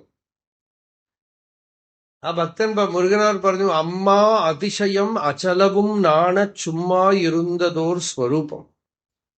അചലത്തിന് പോലും നാണം വരുന്ന രീതിയിൽ ചുമ്മായിരുന്നു. ആ മലയ്ക്ക് പോലും ലജ്ജ വരുന്ന രീതിയിൽ അചലമായിട്ടിരുന്നു എന്നാണ്. അപ്പോ ഒരു കഥയുണ്ട് അവിടെ, തിരുവണ്ണാമലയിൽ പ്രസിദ്ധമാണ് ആ കഥ, ഭഗവാന്റെ ചരിത്രത്തിന്റെ ഉള്ളിൽ. ഒരു സത്യമംഗലം ഒരു സ്വാമി വന്നു. അദ്ദേഹം 4 ദിവസം താമസിച്ച് 5 പാട്ടുകൾ എഴുതി മഹർഷിയുടെ പേരിൽ. അരുണാചലേശ്വരൻ ആ സത്യമംഗലം വെങ്കട്ടരമണയ്യാവിന് പ്രേരിപ്പിച്ചു. അദ്ദേഹം ഈ 5 പാട്ടുകൾ രമണസ്തുതി പഞ്ചകം, അതാണ് ആദ്യം, അത് എഴുതി. മഹർഷിയുടെ ആ ജ്ഞാന വൈഭവത്തിന് വിഭൂതിയെ കുറിച്ചൊക്കെ എഴുതി. അപ്പൊ മുരുകനാർ പറയാണ്, എഴുതി കഴിഞ്ഞാൽ എഴുതിയ ആള് മറഞ്ഞുപോയി, കാണാതായി. ആ പാട്ടുകൾ ഇപ്പോഴും ശനിയാഴ്ച അവിടെ പാടും. അപ്പോ അരുണാചലേശ്വരൻ ഭഗവാനോട് പറഞ്ഞു, അത്ര ഇപ്പൊ ഞാൻ നിന്നെ പാടിക്കഴിഞ്ഞു, ഇനിയെങ്കിലും ഒന്ന് പാടും, ഇനിയെങ്കിലുമൊക്കെ. അങ്ങനെയാണ് അക്ഷരമണമാല എഴുതിയതെന്ന്. അപ്പോ ദിവ്യമായ സ്തോത്ര കൃതികളൊക്കെ വരാനും ഒരു സന്ദർഭമുണ്ട്. ദിവ്യമായ സ്തോത്രങ്ങളൊക്കെ ഉദ്ഭവിക്കുന്നത് ഒരു സന്ദർഭമാണ്. ത്യാഗരാജസ്വാമിയുടെ ഓരോ കീർത്തനങ്ങളും നിങ്ങള് റിസർച്ച് ചെയ്യാം, ഓരോ സന്ദർഭമാണ്. പലപ്പോഴും ഏട്ടൻ ചീത്ത പറഞ്ഞിട്ടാണ്. ആ ഏട്ടനെ വിളിച്ചൊരു സംഗീത നാടക അക്കാദമി അവാർഡ് കൊടുത്തു. ജപ്പിയേശ് എന്നാണ് പേര്. അയാള് നല്ലവണ്ണം ചീത്ത വിളിക്കും, അപ്പൊ ഒരു പാട്ട് വരും. ഒരു പാട്ടിൽ ത്യാഗരാജസ്വാമി പറയണു, ബാലിയുടെ അടുത്തുനിന്ന് സുഗ്രീവൻ, ഏട്ടന്റെ അടുത്തുനിന്ന് സുഗ്രീവനെ രക്ഷിച്ചില്ല, എന്നെയും രക്ഷിച്ചൂടെ രാമ എന്നാണ് ഒരു കീർത്തനത്തിൽ പറയും. ഞാനും ഒരു സുഗ്രീവനല്ലേ എന്നാണ്. സുഗ്രീവൻ എന്ന് വെച്ചാൽ നല്ല ശാരീരിക കണ്ഠമുള്ള ആള്, നല്ല ഗ്രീവമുള്ള ആളല്ലേ ഞാനും, എന്നെ രക്ഷിച്ചൂടെ. അപ്പൊ പലപ്പോഴും ഇങ്ങനത്തെ വിഷമങ്ങളും ബുദ്ധിമുട്ടുകളും ചിലപ്പോൾ നാട്ടുകാരും വല്ലതും പറയും, അതൊക്കെ പാട്ടാവും. ആളുകൾ എന്തെങ്കിലുമൊക്കെ പറയുന്നതൊക്കെ, പല കീർത്തനങ്ങളും അങ്ങനെയുണ്ട്. ഒരു ശാസ്ത്ര പണ്ഡിതൻ വന്ന് പറഞ്ഞു, എത്ര കാലം ഇങ്ങനെ രാമനെ പൂജിച്ചു കൊണ്ടിരിക്കും, എന്നെങ്കിലുമൊക്കെ ഈ അദ്വൈത ജ്ഞാനം വരണ്ടേ. അപ്പോഴാണ് പ്രസിദ്ധമായൊരു കീർത്തനം, അദ്വൈതമോ സുഖമാ അദ്വൈതമോ സുഖമാ. അറിയോ കീർത്തനം? അറിയില്ല. ഇതൊക്കെ ഉണ്ടെങ്കിൽ ഇപ്പൊ ഇടയിലൊരു പാട്ട് പാടായിരുന്നു. അറിയോ? ദ്വൈതമോ സുഖമാ അദ്വൈതമോ സുഖം. നല്ല അത്ഭുതമായി ചോദ്യം മാത്രമേ ഉള്ളൂ, ഉത്തരമില്ല. ഉത്തരം പറയണില്ല, ഉത്തരം മനസ്സിലാക്കിക്കൊള്ളണം എന്നാണ് അതിൽ പറയണത്. രാമ, ദ്വൈതമാണോ സുഖം, അദ്വൈതമാണോ? അദ്വൈതമാണ് പരമാർത്ഥമായ സത്യം. മുക്തിക്ക്, മുക്തരാവാൻ, സർവബന്ധവിമുക്തിക്ക് അദ്വൈതം വേണം. പക്ഷെ അങ്ങനെയാണെങ്കിൽ ഞാൻ നിന്നെ എങ്ങനെ ആരാധിക്കും? നിന്റെ ഈ അലൗകികമായ രൂപത്തിനെ ഞാൻ എങ്ങനെ സ്തുതിക്കും? എങ്ങനെ ഈ പൂജ ചെയ്യും? ഈ ഭാഗവത ധർമാനുഷ്ഠാനം ചെയ്യും? പക്ഷെ ഇതാണ് സത്യം എന്ന് ഞാൻ പറഞ്ഞാൽ ഞാൻ എങ്ങനെ ബന്ധവിമുക്തനാവും? ഇങ്ങനെ ഒരു മനോഹരമായ കൃതിയാണ്. അപ്പോ ഇങ്ങനെ ഓരോ കൃതികൾക്ക് പുറകിൽ ഓരോ ഇൻസിഡന്റ് ഉണ്ട്. ഇടയ്ക്കിടയ്ക്ക് ഈ വേട്ടാവളിയൻ പ്രാണിയെ കൊണ്ടുവന്ന് വെച്ച പോലെ പോയിട്ട് ഒരു കടി കൊടുത്താൽ അത് ഈ വേട്ടാവളിയനെ ധ്യാനിക്കുമെന്നാണ്. അതുപോലെ കവികൽപ്പനയാണ്. അതുപോലെ ഭഗവാനും ഇടയ്ക്കിടയ്ക്ക് ഒരു കുത്തു കൊടുക്കും. തുன்பപ്പുടത്തിലിട്ട് തൂയവൻ നമ്മളെ പരിശുദ്ധമാക്കാൻ. ഈ Christian mystics, English mystics, western മിസ്റ്റിക്സിന്റെ കഥയൊക്കെ പറഞ്ഞു. അതിലൊരമ്മ ഭഗവാന്റെ അടുത്ത് പറഞ്ഞു, നീ എന്താ എന്റെ ആളുകളെയൊക്കെ ഇങ്ങനെ ബുദ്ധിമുട്ടിക്കണം, ഇത്ര ദുഃഖം കൊടുക്കും? ഭാഗവത്തിലുള്ള കാര്യമാണ്. ഭാഗവത്തിൽ ഭഗവാൻ മഹാബലിയുടെ കാര്യം പറഞ്ഞപ്പോ പറഞ്ഞു, എനിക്കിഷ്ടമുള്ള ആളുകളെയൊക്കെ ഞാൻ ഇങ്ങനെയാണ് ഉപദ്രവിക്കാറ്. എനിക്ക് ആരെയൊക്കെയാണോ വളരെ ഇഷ്ടം, യസ്യ അനുഗ്രഹമിച്ഛാമി തദ് വിശോ വിജു. അവന് അഹങ്കാരം ഉണ്ടല്ലോ, അതൊക്കെ വരുമ്പോഴൊക്കെ സർജറി ചെയ്തു വിടും. അങ്ങനെയാണ് ഞാൻ ചെയ്യാറ്. അപ്പൊ ഇതേപോലെ ആ അമ്മയുടെ അടുത്ത് ഭഗവാൻ പറഞ്ഞു, എനിക്കിഷ്ടമുള്ള ആളുകളെയൊക്കെ ഞാൻ ഇങ്ങനെ കഷ്ടം കൊടുക്കുന്നു. അതാണ് നിനക്ക് കുറെ ആളുകൾ കുറവ്. ലോകത്തിൽ ഞങ്ങളുടെ സമ്പ്രദായം വേറെയാണ്. ആരൊക്കെ ഇഷ്ടമുണ്ടോ അവർക്കൊക്കെ ധാരാളം ജോലി കൊടുക്കും, പണം കൊടുക്കും, വേണ്ടതൊക്കെ ചെയ്തു കൊടുക്കും. ഇതിപ്പോ ഇഷ്ടമുള്ള ആളുകൾ ഉപദ്രവിച്ച ആര് വരും? തിരുവണ്ണാമലയിലെ പ്രഭാഷണത്തിന്റെ സമയത്ത് ഞാനിത് പറഞ്ഞു. ഭഗവാൻ പറഞ്ഞു, ഒരാള് ദുഃഖം, വിഷമം കൊടുത്തിട്ടാണ് അവരെ ഭഗവാൻ ഇങ്ങനെ ആ പരമാർത്ഥത്തിലേക്ക് കൊണ്ടുവരണമെന്ന്. ഒരു കൊച്ചുകുട്ടി, നല്ല ബുദ്ധിശാലിയായ കുട്ടി. ആ കുട്ടി മുമ്പിലിരിക്കുന്നുണ്ട്. മുമ്പിലിരുന്നിട്ട് ഇങ്ങനെ മുമ്പിലിരുന്ന് എൻ്റെ അടുത്ത് ഇങ്ങനെ കൈ കാണിക്കാണ്. എന്താണ്? That is not fair. He should not do like that. ഇങ്ങനെ ചെയ്യാൻ പാടില്ല. അതല്ല ഞാൻ പറഞ്ഞു, ഇനി നമ്മൾ പറഞ്ഞു കൊടുക്കാം കേട്ടോ, ഭഗവാന് നമ്മള് പറഞ്ഞു കൊടുക്കാം, ഇങ്ങനെയല്ല വേണ്ടത്, ഭരണം ശരിയില്ല. പക്ഷെ അതിലൊരു നിശ്ചയത ഉണ്ട്. നമ്മുടെ ജീവിതത്തിൽ വരുന്ന അനുഭവങ്ങളെ ഒക്കെ ആഴത്തില് ആരാഞ്ഞു നോക്കുമ്പോ ആ സത്യം നമുക്ക് പിടികിട്ടും. ഈ ദുഃഖത്തിലും ഒരു സ്വാമി വിവേകാനന്ദൻ കൽക്കട്ടയിൽ പ്ലേഗ് വരുമ്പോൾ ഒരുപാട് വിഷമിച്ച് കരഞ്ഞുകൊണ്ട് പറയണു, ആ ബേലൂർ മഠമൊക്കെ വിറ്റ് കളയോ, ആ പണമൊക്കെ എടുത്തിട്ട് ആളുകൾക്ക് വേണ്ടതൊക്കെ ചെയ്തു കൊടുക്കൂ എന്നൊക്കെ പറഞ്ഞ് വിഷമിക്കുമ്പോ ഒരു കൂടെ ഉള്ള ഒരു ശിഷ്യൻ ചോദിച്ചു, സ്വാമിജി നിങ്ങളൊരു അധ്യാത്മ ആചാര്യനാണ്, ജ്ഞാനിയാണ്, നിങ്ങൾക്ക് ഇത്രയും ദുഃഖം വരാൻ പാടുമോ? അപ്പൊ സ്വാമി പറഞ്ഞു, there is great ecstasy in pain. അതെങ്ങനെയാണത്? എന്താ അതിന്റെ സീക്രട്ട്? തനിക്ക് വേണ്ടിയല്ല. ദുഃഖം, ശരിയായ ദുഃഖം സ്വാർത്ഥതയാണ്. സ്വാർത്ഥത പോണതാണ് ആനന്ദം, അല്ലാതെ സുഖമോ ദുഃഖമോ അല്ല. ഈ സ്വാർത്ഥത ഉള്ളിലില്ലെങ്കിൽ ഉണ്ടല്ലോ, മറ്റുള്ളവർക്ക് വേണ്ടി വിഷമിക്കുന്നത്, ദുഃഖിക്കുന്നത് പോലും ആനന്ദമാണ്. തനിക്ക് വേണ്ടിയിട്ട് സുഖം അനുഭവിക്കുന്നത് പോലും ദുഃഖമാണ്. എനിക്ക്, ഞാൻ, എന്റെ സുഖം, ആ ഒരു സെൽഫിഷ്നെസ് ആണ് ലിമിറ്റേഷൻ. അതാണ് പരിച്ഛിന്നത, അതാണ് ദുഃഖം. അപ്പോ ഈശ്വരൻ, അതിന്റെ മേലാണ് ഈശ്വരൻ പ്രയോഗം നടത്തുന്നത്. അപ്പോ ശരീരാഭിമാനം, ഈ ശരീരമാണ് ഞാൻ എന്ന് ധരിച്ചിരിക്കുമ്പോ അതിന് കൊടുത്ത ഒരു മരുന്നാണ്. അപ്പൊ ഭട്ടതിരി, മഹാവിദ്വാനായ ഭട്ടതിരിയെ കൊണ്ട് ഗുരുവായൂരപ്പന് നല്ലൊരു കൃതി ഉണ്ടാക്കണം. ഭാഗവതം വ്യാസൻ എഴുതിയിരിക്കണു. ആ ഭാഗവതത്തിന് പൊരുളാണ് താൻ എന്ന് പറയിപ്പിക്കണം. തിരുവാചകം പാടിയിട്ട് മാണിക്യവാചകൻ ചിദംബരത്തിൽ നടരാജാവിന്റെ പഞ്ചാക്ഷര പടിയിൽ തിരുവാചകം വെച്ചിട്ട് എല്ലാവരും പറഞ്ഞു, ഇതിന് അർത്ഥം എന്താണെന്ന് ചോദിച്ചു. തിരുവാചകത്തിൽ പറഞ്ഞു, ഇതിന് അർത്ഥം ഇവനാണെന്നോ, ഇതർക്ക് പൊരുൾ ഇവനെ, ഇതിനർത്ഥം ഇവനാണ്. അതുപോലെ ഭാഗവതത്തിന്റെ പൊരുളാണ് ഗുരുവായൂരപ്പൻ എന്ന് പറയിപ്പിക്കണം. അപ്പൊ ഗുരുവായൂരപ്പൻ എന്ന് പറയുമ്പോൾ അമ്പലത്തിലുള്ള മൂർത്തി മാത്രമല്ല, നമ്മളുടെ ഉള്ളിൽ അന്തര്യാമിയായിട്ടിരിക്കണം, എങ്കിലും ആശ്രയമായി ആലംബമായി പുറത്തിരിക്കുന്ന ഗുരുവാതപുരാധീശ്വരൻ. ഗുരുവായിട്ടും നോക്കൂ, ആ പേരിൽ ഒരുപാട് രഹസ്യമുണ്ട്. എന്താന്ന് വെച്ചാൽ അധ്യാത്മത്തിന് ഗുരു വേണം, വായുവിന്റെ സഹായം വേണം.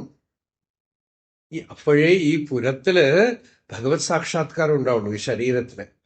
ഗുരു പുറത്ത് ജ്ഞാനോപദേശത്തിന് നമ്മള് ഉപനയന സംസ്കാരമൊക്കെ ചെയ്യുമ്പോൾ ആരാണ് ഗുരു എന്ന് ചോദിക്കും. അപ്പൊ പറയും, ബ്രഹ്മചാരി പറയും, പ്രാണസ്യ ബ്രഹ്മചാരി അസ്മി. പ്രാണനാണ് എനിക്ക് ഗുരു എന്നാണ്, വായുവാണ്. ആ പ്രാണനെയാണ് നമ്മൾ ഉപാസിക്കുന്നത്, പ്രാണനെയാണ്. അപ്പൊ പ്രാണന്റെ സഹായത്തോടുകൂടെ ഗുരു അനുഗ്രഹത്തോടുകൂടിയാണ് ഒരാൾ പൂർണ്ണമാവുന്നത്. പ്രാണോപാസനയാണ് വേദം മുഴുവനും. ഗുരുപദേശം ജ്ഞാനത്തിനായിട്ടാണ്. അപ്പൊ ജ്ഞാനവും ഗുരുപദേശമായ ജ്ഞാനവും പ്രാണോപാസനയും കൂടെ ചേർന്നിട്ടാണ് ഒരാളുടെ ജീവിതം സാർത്ഥകമാവുന്നത്. അപ്പൊ അത്തരത്തിലുള്ള ആ ഭഗവാന്റെ അനുഗ്രഹം, ഭഗവാന്റെ കൃപ, ആ കൃപ വരുമ്പോ ജീവിതം പൂർണ്ണമാവുന്നു. നമുക്ക് പുറത്തൊരു ആശ്രയം വേണം, നമുക്ക് പുറത്തൊരു ഗുരു വേണം, പുറത്തൊരു ഇഷ്ടദേവത വേണം. എന്തിനാന്ന് വെച്ചാൽ നമ്മൾ അന്വേഷിക്കുന്ന സത്യം അകത്താണെന്ന് പറയായിരുന്നു. പുറത്തുനിന്ന് ഒരാൾ പറയേണ്ടിയിരിക്കുന്നു. ഉപനിഷത്തിലൊരു മന്ത്രമുണ്ട്, അനന്യപ്രോക്തേ ഗതിരത്ര നാസ്തി അണീയാൻ ഹി അതർക്യമണുപ്രമാണാത്. ഒരു ശ്രുതിവാക്യമാണ്. ഈ ആത്മാവിനെ അറിയണമെങ്കിൽ ആചാര്യൻ ഉപദേശിക്കണം. പക്ഷെ ആചാര്യൻ അന്യമായിട്ടുണ്ടാവാൻ പാടില്ല, അനന്യനായിട്ടിരിക്കണം എന്നാണ്. നമ്മളുടെ ആത്മഭൂതനായിട്ടിരിക്കണം ആചാര്യൻ. അങ്ങനെയുള്ള ആചാര്യൻ ഉപദേശിക്കണം എന്ന്. അടുത്ത മന്ത്രം, പ്രോക്ത അന്യേനൈവ സുജ്ഞാനായ പ്രേഷ്ഠ. ഉപനിഷത്ത് പറഞ്ഞു, നിങ്ങൾക്ക് സ്വയമേവ ജ്ഞാനം നേടിയെടുക്കാൻ പറ്റില്ല. അപ്പൊ നമ്മൾ എന്തോ പറഞ്ഞു എവിടെയോ പ്രഭാഷണത്തിൽ റീസെന്റ് ആയിട്ട്, പാലക്കാടോ മറ്റാണെന്നോ, പത്രക്കാരൻ എഴുതിയിരിക്കുന്നത് പുറത്തു നിന്നൊരു ഗുരുവിന്റെ ആവശ്യമൊന്നുമില്ല. സ്വാമി അവര് വന്ന് കേട്ടിട്ടേ ഉണ്ടാവില്ല, എഴുതുന്നതാണ്. ചിലപ്പോ ഇങ്ങനെയൊക്കെ എഴുതിക്കളയും. അപ്പൊ നമ്മൾ ഒരിക്കലും അങ്ങനെ പറയുകയേ ഇല്ല, എന്തെങ്കിലുമൊക്കെ എഴുതിക്കളയും. ഗുരു പുറത്തുനിന്ന് വേണം. ആ ഗുരു നമ്മളുടെ ആത്മാവായി. അതെങ്ങനെ അതറിയില്ല, അത് അനുഭവിക്കുമ്പോഴേ അറിയും. ആചാര്യ ചൈത്യവപുഷ സ്വഗതിം വ്യനക്തി. അപ്പൊ പുറമേക്ക് ആചാര്യനായിട്ട് വന്ന് ഉപദേശിക്കണു. അവൻ അനന്യനാണ്, അപൃഥക്ദർശിയാണ്. പക്ഷേ ആ ആചാര്യൻ നിങ്ങളുടെ തന്നെ ഉള്ളില്, എന്റെ ഉള്ളിൽ തന്നെ ഉണ്ട് ഗുരു, അതുകൊണ്ട് എനിക്ക് പുറത്ത് ആരും വേണ്ടാന്ന് പറഞ്ഞാൽ ഞാനും വരില്ല എന്നാണ് ശ്രുതി പറയണത്. പ്രോക്ത അന്യേനൈവ, പുറത്ത് ഒരു ആചാര്യൻ ഉണ്ടാവണം അത്രേ. പക്ഷെ ആ ആചാര്യൻ അനന്യനായിരിക്കണം എന്നാണ്. എന്നുവെച്ചാൽ ആ ആചാര്യൻ ഒരു ജീവൻ മുക്തനായിരിക്കണം, നമ്മളുമായിട്ട് ഒന്നാവുന്ന ആളായിരിക്കണം, നമ്മളിൽ നിന്ന് അന്യമല്ല, ആത്മസ്വരൂപമായി പ്രകാശിക്കുന്ന ആചാര്യനായിരിക്കണം. അങ്ങനെ ചിലപ്പോ ദേവതാരൂപത്തിലും വരാം. അങ്ങനെയാണ് ഗുരുവായൂരപ്പൻ എത്രയോ ഭക്തന്മാർക്ക് ഗുരുവായിട്ട് തീർന്നു, ഭക്തിക്ക് ആലംബമായിട്ട് തീർന്നു, ആശ്രയമായിട്ട് തീർന്നു, ചിത്തത്തിന് വിഹരിക്കാനുള്ള ഭൂമിയായിട്ട് തീർന്നു.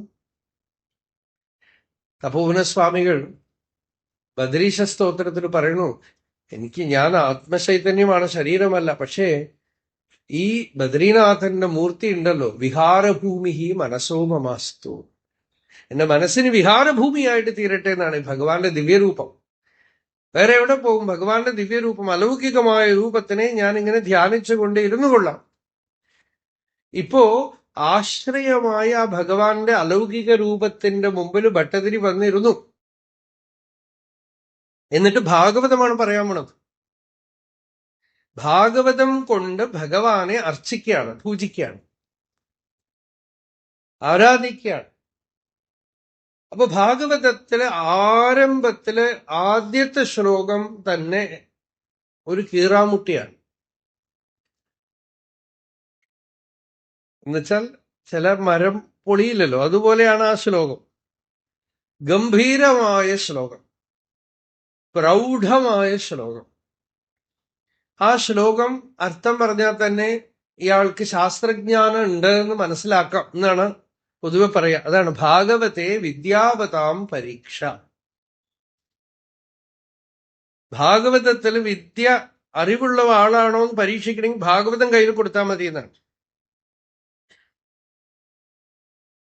അതും ആദ്യത്തെ ശ്ലോകം, ജന്മാദ്യസ്യ യതോന്വയാദിതരതശ്ച അർത്ഥേഷു അഭിജ്ഞസ്വരാട് തേനേ ബ്രഹ്മഹൃദായ ആദികവയേ മുഹ്യന്തി യത്സൂരയഃ തേജോ വാരിമൃതാം യഥാ വിനിമയോ യത്ര ത്രിസർഗോ മൃഷാ ധാംനാ സ്വേന സദാ നിരസ്തകുഹകം സത്യം പരം ധീമഹി. എന്തൊരു അദ്ഭുതമായ ശ്ലോകം. സത്യം പരം ധീമഹി എന്നാണ് ഭാഗവതം ആരംഭിക്കുന്നത്. അവസാനം ഇതേപോലെ ശ്ലോകം സത്യം പരം ധീമഹി എന്ന് അവസാനിക്കും. കസ്മയ്യേന വിഭാസിതോയമതുലോ ജ്ഞാനപ്രദീപഃ പുരാ തദ്രൂപേണ ച നാരദായ മുനയേ കൃഷ്ണായ തദ്രൂപിണാം യോഗീന്ദ്രായ തദാത്മനാഥ ഭഗവദ്രാതായ കാരുണ്യതഃ തച്ഛുദ്ധം വിമലം വിശോകം അമൃതം സത്യം പരം ധീമഹി. സത്യം പരം ധീമഹി എന്ന് ആരംഭിക്കുന്നു, സത്യം പരം ധീമഹി എന്ന് അവസാനിക്കുകയാണ്. നടുവിലൊക്കെ ഒരുപാട് സ്ഥലത്ത് ആ സത്യത്തിന്റെ പ്രകാശമാണ്. സത്യവ്രതം സത്യപരം ത്രിസത്യം സത്യസ്യ യോനിം നിഹിതം ച സത്യേ സത്യസ്യ സത്യം ഋതസത്യനേത്രം സത്യാത്മകം ത്വാം ശരണം പ്രപന്നാഃ സത്യം വിധാതും നിജഭൃത്യഭാഷിതം വ്യാപ്തിം ച ഭൂതേഷു അഖിലേഷു ച ആത്മനഃ അദൃശ്യത അത്യദ്ഭുതരൂപമുദ്വഹൻ സ്തംഭേ സഭായാം ന മൃഗം ന മാനുഷം.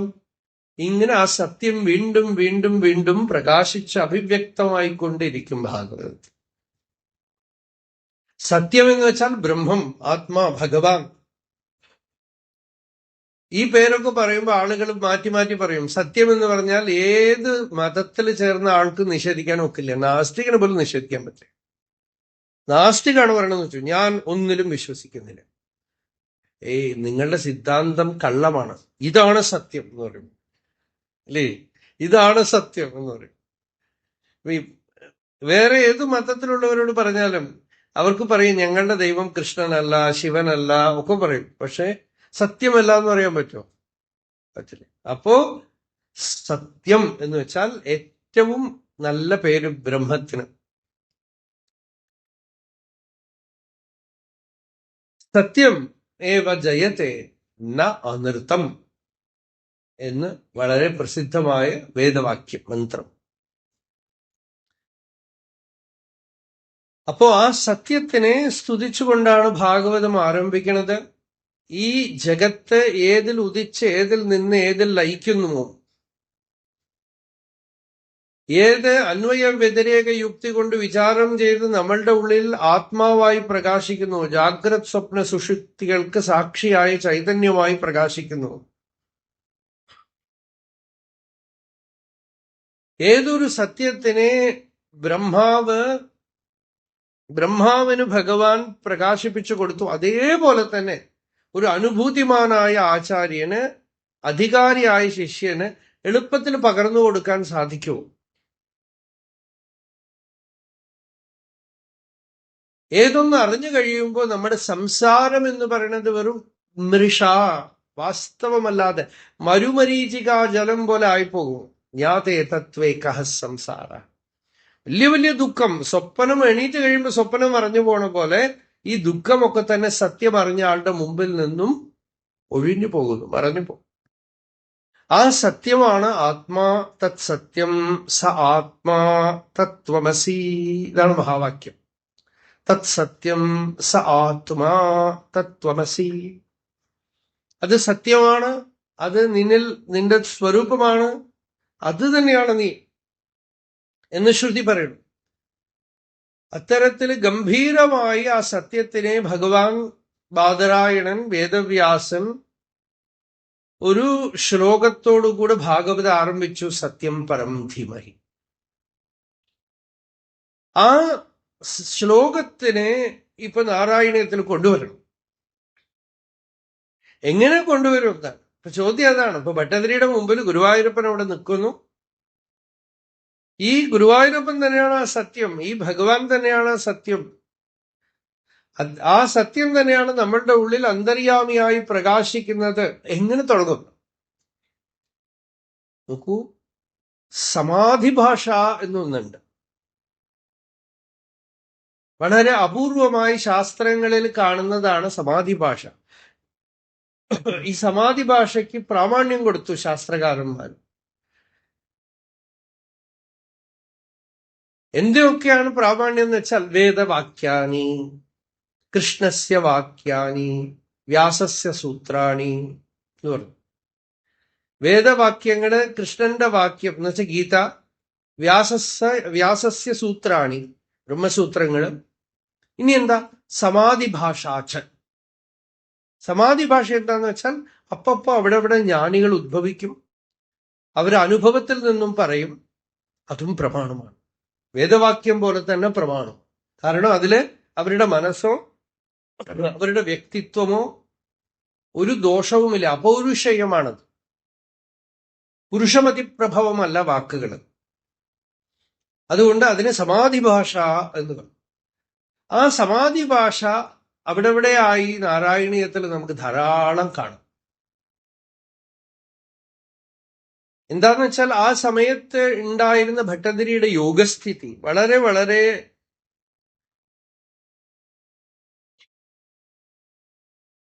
അനുഭവവേദ്യമാണ് നമുക്ക് ഈ ഗ്രന്ഥത്തില്. അല്ലെങ്കിൽ ഇങ്ങനെയൊന്നും എഴുതാം. മനുഷ്യ ബുദ്ധി കൊണ്ട് ഉണ്ടാക്കി കാർപ്പൻട്രി ഓഫ് വേർഡ്സ് എന്ന് പറയും. ആശാരി പണിയെടുക്കണ പോലെ വാക്കുകളെ കൂട്ടി ഇണക്കി ഇത്തരത്തിലുള്ള സ്തോത്ര രചന ഒന്നും ചെയ്യാൻ ഒക്കില്ല. ഈശ്വരന് അനുഗ്രഹിച്ചു കൊടുക്കുമ്പോഴാണ് ഇത്തരത്തിലുള്ള കൃതികളൊക്കെ രചിക്കപ്പെടുന്നത്. അല്ലാതെ ഈ കൃതികളൊക്കെ കൂട്ടിച്ചേർത്തി ഉണ്ടാക്കിയതല്ല. പാണ്ഡിത്യം കൊണ്ട് എഴുതിയുണ്ടാക്കുക. പല പണ്ഡിതന്മാരും കൃതികളൊക്കെ രചിക്കും, അവർക്കേ മനസ്സിലാവില്ല. പിന്നെ ബാക്കിയുള്ളവർക്ക് എങ്ങനെ മനസ്സിലാവും? ഒരാൾക്കും മനസ്സിലാവില്ല. അല്ല കണ്ടാ അപ്പൊ പലപ്പോഴും അങ്ങനെ മനസ്സിലാവാതെ എഴുതുമ്പോഴാണ് പറയാം എന്തൊരു ഗംഭീര കൃതി. ആർക്കും മനസ്സിലാവണേല്.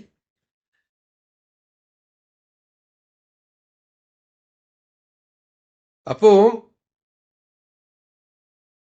അതാണ് ഈശ്വര ശരീര സംസർഗത്തോടുകൂടെ വരുന്ന കൃതി. അങ്ങനെയാണ് ആദ്യ ശ്ലോകം നാരായണീയത്തിൽ. ആദ്യത്തെ ശ്ലോകം ഈ ജന്മാദ്യസ്യ യഥോന്വയാദിതരതശ്ച എന്നുള്ള ശ്ലോകം ഉണ്ടല്ലോ, അതിനെ ഭട്ടതിരി ഇൻഡിപെൻഡന്റ് ആയിട്ട് സ്വതന്ത്രമായിട്ട്, അതിന്റെ വിവർത്തനമൊന്നുമല്ല, പക്ഷെ അതിന്റെ ആശയമാണ് ഇതിൽ വരുന്നത്.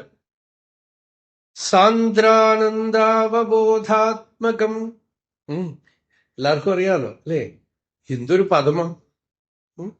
സാന്ദ്ര ആനന്ദ അവബോധാത്മകം അനുപമിതം കാലദേശാവധിഭ്യാം നിർമുക്തം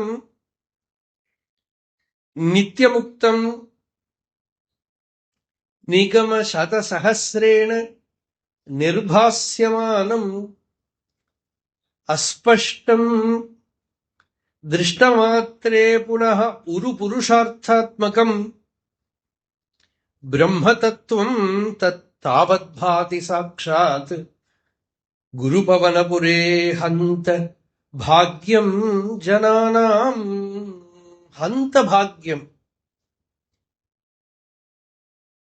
വടക്ക് നിന്നിങ്ങനെ നടന്നിങ്ങനെ വന്ന് ഗുരുവായൂരെത്തി. അപ്പൊ ഭട്ടതിരിക്ക് തോന്നുകയാണ് എന്തൊരു ഭാഗ്യാണ് ഇവിടെ ഉള്ളവർക്കൊക്കെ എന്നാണ്. ഹന്തഭാഗ്യം ജനാനാം. തത് താവത് ഭാതി. ഏതൊന്നാണോ ഉപനിഷത് പ്രസിദ്ധമായ ബ്രഹ്മം, സച്ചിദാനന്ദമായ ബ്രഹ്മം. അതിന് ഒരു പേര് പറഞ്ഞു, സാന്ദ്ര ആനന്ദ അവബോധം. അവബോധം എന്ന് വെച്ചാൽ ബോധം, ബോധം എന്ന് വെച്ചാൽ ചൈതന്യം, ജ്ഞാനം, പ്യുവർ അവയർനെസ്.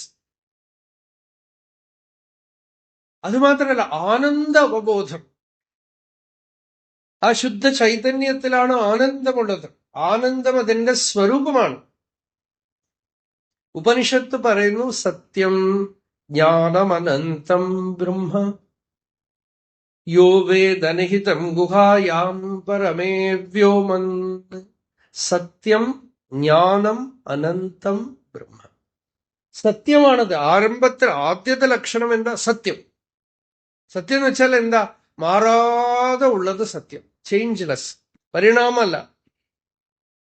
ജാഗ്രത്, സ്വപ്നം, സുഷുപ്തിയിലും ഉണ്ട്, ബാല്യം, കൗമാരം, യൗവനം, വാർദ്ധക്യത്തിലുണ്ട്. എപ്പോഴും ഏകരൂപമായി പ്രകാശിക്കുന്ന സത്യം, അത് ജ്ഞാനം, പ്രകാശിക്കുന്നു, ബോധമാണത്, സ്വയം പ്രകാശമാണ്. അതിനെ അറിയാൻ മറ്റൊന്നും വേണ്ട. അനന്തം എന്ന് വെച്ചാൽ ഇൻഫിനിറ്റ്, അതിരില്ലാത്തത്, വരമ്പില്ലാത്തത്, ആനന്ദ സ്വരൂപം. സത്യം ജ്ഞാനം അനന്തം ബ്രഹ്മ യോ വേദ നിഹിതം ഗുഹായാം. ഹൃദയ ഗുഹയിൽ ഇരിക്കുന്നതായിട്ട് കണ്ടു. അവിടെ ഒരു ആകാശം, പരമേ വ്യോമൻ. ആ വസ്തുവിനെ ഇവിടെ പറഞ്ഞു സാന്ദ്രം. സാന്ദ്രം എന്ന് വെച്ചാൽ ഘനീഭൂതം. ഏതൊന്ന് ബ്രഹ്മമോ ചൈതന്യമോ അത് ദൃശ്യമാവാൻ ഒക്കില്ല. അത് കാണാൻ പറ്റില്ല, ഇന്ദ്രിയവേദ്യ വിഷയമല്ല. അത് ദൃക്കാണ്, നമ്മളുടെ ഉള്ളിലെ സാക്ഷിയാണ്, സ്വരൂപമാണ്. പക്ഷെ ആ ചൈതന്യം ഇവിടെ കട്ട പിടിച്ചിരിക്കണമെന്നാണ് സാന്ദ്രം. ഒരർത്ഥം അതാണ്. വേറെ ഒരർത്ഥം ഞാൻ പിന്നെ പറയാം. സാന്ദ്ര ആനന്ദ അവബോധാത്മകം, സോളിഡ് ഫോം. നിങ്ങളിപ്പോ ഗുരുവായൂരപ്പൻ എന്ന് എടുക്കുമ്പോ സോളിഡ് ഫോം. ഇപ്പൊ ഞങ്ങൾക്ക് തിരുവണ്ണാമലയില് അരുണാചലത്തിന് ഇങ്ങനെ കണ്ടാല് എവിടെ നിന്ന് കാണാം. അമ്പലത്തിൽ പോകണമെന്നൊന്നുമില്ല. ആളുകളെ അറിയാതെയാണ് ഈ അമ്പലത്തിൽ പോയി തിരക്ക് കൂട്ടുന്നത് തിരുവണ്ണാമലയിൽ. അവിടെ ലിംഗം അതാണ്, ആ മലയാണ് ലിംഗം. അപ്പം 10-30 കിലോമീറ്റർ ദൂരത്ത് നിന്ന് കാണും. രമണ മഹർഷി പറയണത് വളരെ വിഷമിച്ച് കണ്ണ് കൊണ്ട് ഇങ്ങനെ കാണുന്ന ഒരു ഡിസ്റ്റൻസ് ഉണ്ടല്ലോ, അവിടുന്ന് കണ്ടാൽ തന്നെ വേദാന്ത ജ്ഞാനം വരുമെന്നാണ്. ഉരുത്തരി എല്ലൈ ഉറ്റു കണ്ണുറ്റാർ കരുത്തിനാൽ ദൂരെ കരുതിനാലുമേ വരുത്തമുറാതു വരാതെ വേദാന്ത അർത്ഥവിജ്ഞാനം ആർക്കുമുണ്ടാമേ. അപ്പോ ഹന്തഭാഗ്യം തോന്നുന്നു. ഈ നാട്ടുകാർക്കൊക്കെ എന്തു ഭാഗ്യമാണ്. അവിടെ ചുറ്റി 64 ഗ്രാമങ്ങളുണ്ട്. അവരുടെ ഇടയിലൊക്കെ ചില ആചാരങ്ങളുണ്ടല്ലോ. അവരാണ് മുമ്പൊക്കെ വരിക മലയിലേക്ക്. അപ്പോ ഏത് ഗ്രാമത്തിൽ നിന്ന് ഈ മല കാണില്ലയോ അവര് കുറച്ച് ചുവട്ടിലാണ്, അധകൃതരാണ് അവര്. എന്താന്ന് വെച്ചാൽ അവർക്ക് ഭാഗ്യമില്ല. അവരുടെ ഗ്രാമത്തിൽ നിന്ന് ഈ മല കാണില്ലാണ്. അപ്പൊ ഈ മല ആർക്കൊക്കെ കാണുമോ ഹന്തഭാഗ്യം, അവരൊക്കെ ഭാഗ്യശാലികളാണെന്ന്. അതുപോലെ ഗുരുവായൂരപ്പനെ കാണാം, അടുത്ത് ചെന്ന് ദർശിക്കാം, ഹന്തഭാഗ്യം ജനാനാണ്. മുമ്പിലെ ഭഗവാന്റെ ദിവ്യമൂർത്തിയുടെ ദർശനത്തിനുള്ള ഭാഗ്യം കിട്ടുന്നുണ്ടല്ലോ, ഹന്തഭാഗ്യം ജനാണ്. ഇന്നലെ കാപ്ര തിരുമേനി വന്നിരുന്നു. അദ്ദേഹം കഴിഞ്ഞ ടേംസിന് ഗുരുവായൂർ മേശാന്തിയായിരുന്നു. അപ്പൊ പറയായിരുന്നു, രാവിലെ 2:30 മണിക്ക് കുളിച്ചു കഴിഞ്ഞ് 2:15 കുളിച്ചു കഴിഞ്ഞ് വൈകുന്നേരം 2:15 വരെ പച്ച വെള്ളമില്ല. പലവട്ടം കുളിക്കണം, സന്നിധിയിൽ ഉണ്ടാവണം, പക്ഷെ അറിയുകയില്ല എന്നാണ്. അവർക്ക് തന്നെ അത് കഴിഞ്ഞിട്ട് അത് പറ്റില്ല. ആ 6 മാസം കഴിയുമ്പോ, അതിന് മുമ്പ് സാധിക്കില്ല. രാവിലെ 2:15 കുളിച്ച് 3 മണിക്ക് കഥക് തുറക്കാൻ ഇങ്ങനെ റെഡി ആയിട്ടിരിക്കണം. 1 മിനിറ്റ് വൈകി എന്നൊക്കെ പറഞ്ഞു കഴിഞ്ഞാൽ പ്രശ്നമാവും. 1 മിനിറ്റ് വൈകാൻ പാടില്ല, 1 മിനിറ്റ് പോലും വൈകാൻ പാടില്ല. 2:15 തൊട്ട് വൈകുന്നേരം ഉച്ചയ്ക്ക് 2 മണി 2:15 ചിലപ്പോൾ 3:30 മണിയൊക്കെ ആവും ചില ദിവസങ്ങളിൽ വല്ലതൊക്കെ കഴിക്കാൻ. പക്ഷെ അറിയില്ല എന്നാണ്. ഭാഗവതത്തിൽ പരീക്ഷിച്ചതാണ് സുഖബ്രഹ്മ മഹർഷിയോട് പറയണത്, പിബന്ധം ത്വന്മുഖാംബോജച്യുതം ഹരികഥാമൃതം നൈഷാതി ദുസ്സഹാക്ഷുന്മാം ത്യക്തോദമപി ബാധത്തെ പിബന്ധം ത്വന്മുഖാംബോജച്യുതം ഹരികഥാമൃതം. വെള്ളം പോലും കുടിക്കാതെയാണ് ഭഗവാനെ ഞാൻ ഇരിക്കണത്. പരീക്ഷിച്ച് ഇരിക്കണത് നമുക്ക് ഒന്നാമത് മരണം മുമ്പിൽ വന്ന് നിൽക്കണു, ഇതൊക്കെ മനസ്സിലാവും അല്ലേ. ഇപ്പൊ ഗുരുവായൂരപ്പനെ പൂജിക്കുമ്പോഴും അങ്ങനെയാണെന്നാണ് പറയുന്നത്. നിയമം അങ്ങനെയാണ്. അവര് 2:15 എഴുന്നേക്കുണ്ടോ നോക്കാൻ 3 പേര് ചട്ടാണ്. അവിടുത്തെ മാനേജറെ, അവിടുത്തെ ജോലിക്കാരെ 3 ആളുകളെ എണീപ്പിക്കും. ഒരു 6 മാസം ഒരു മാറ്റം വരാൻ പറ്റില്ല. ഭക്ഷണം കഴിക്കാനൊക്കില്ല, വെള്ളം കുടിക്കാൻ പാടില്ല, ഒരു വിഷമം ഉണ്ടായില്ല എന്ന് പറഞ്ഞു. അപ്പോ ഇത് തന്നെയാണ് പരീക്ഷിത് അപ്പൊ ഭാഗവതവും ഗുരുവായൂരപ്പനും ഒന്നായിപ്പോ അല്ലെ. ഭാഗവതം കേട്ടുകൊണ്ട് പരീക്ഷിത്ത് പറയാണ് എനിക്ക് വിശപ്പില്ല ഭഗവാനെ, എനിക്ക് ദാഹമില്ല. നമ്മളൊക്കെ ഭാഗവതം ഇങ്ങനെ എക്സ്ട്രാ അല്ലെ, രാവിലെ തൊട്ട് തുടങ്ങിക്കഴിഞ്ഞാല് ബാക്കിയുള്ള ദിവസങ്ങളിൽ കഴിച്ചോ ഇല്ലയോ, ഞങ്ങളൊക്കെ തന്നെ ഈ തടി വെച്ചത് സപ്താഹങ്കാരനാണ്. അല്ലെങ്കിൽ ഒക്കെ സ്ലേറ്റ് പെൻസിൽ പോലെ ഇരുന്നതാണ്. സപ്താഹം നടത്തി നല്ലവണ്ണം വരുത്തേണം വല്ലവണ്ണം ഉമാപതേ, നല്ല ചോറ് അമർന്നിടും കല്യാണായ നമോ നമ. ഒരു ശ്ലോകമുണ്ട്. നമ്മുടെ മള്ളിയൂർ എന്നോട് പറഞ്ഞു ചിരിച്ചു. തിരുമേനി പറഞ്ഞു, അങ്ങനെ ആ ശ്ലോകം ചൊല്ലി നല്ല വണ്ണം വന്നു എന്നാണ്. വേറെ നല്ല വണ്ണം വന്നില്ല. അതുപോലെ അപ്പോ സാന്ദ്രമായിട്ട് രൂപത്തിന് മുമ്പിൽ ഭഗവാനെ കാണുന്നു. വിഭൂതി. ഭഗവത്ഗീതയിൽ ഭഗവാൻ പറഞ്ഞു ചില വിഭൂതികളാണ്. ആ സന്നിധിയില് നിങ്ങൾ ചെല്ലുമ്പോൾ ആനന്ദ അവബോധ ആത്മകം, ആനന്ദ അവബോധം നിങ്ങളുടെ ആത്മാവായി നിങ്ങളുടെ സ്വരൂപത്തിൽ ഉള്ളിൽ വിളങ്ങുന്നു. നിങ്ങൾക്ക് ഇന്നതാണെന്ന് പറയാൻ കഴിയില്ലെങ്കിലും ആ രസം നിങ്ങളുടെ ഉള്ളിൽ അനുഭവപ്പെടുന്നു. പുറമേക്ക് ഭഗവാന്റെ ആ ദിവ്യരൂപം കാണുമ്പോ ഉള്ളില് അരുണാചലത്തിന് വെച്ചുകൊണ്ടേ ഞാനിത് പറയും, കാരണം നമുക്ക് പരിചയമുണ്ട് അവിടെ. മഹർഷി പറഞ്ഞു, പാർത്തനൻ പുതുമൈ ഉയിർവലി കാന്ത പർവ്വതം ഒരു തരം ഇതനെ. ജീവനെ കാന്തം ഇരുമ്പിനെ വലിക്കുന്ന പോലെ വലിക്കുന്ന ഒരു പർവ്വതത്തിനെ ഞാൻ കണ്ടു.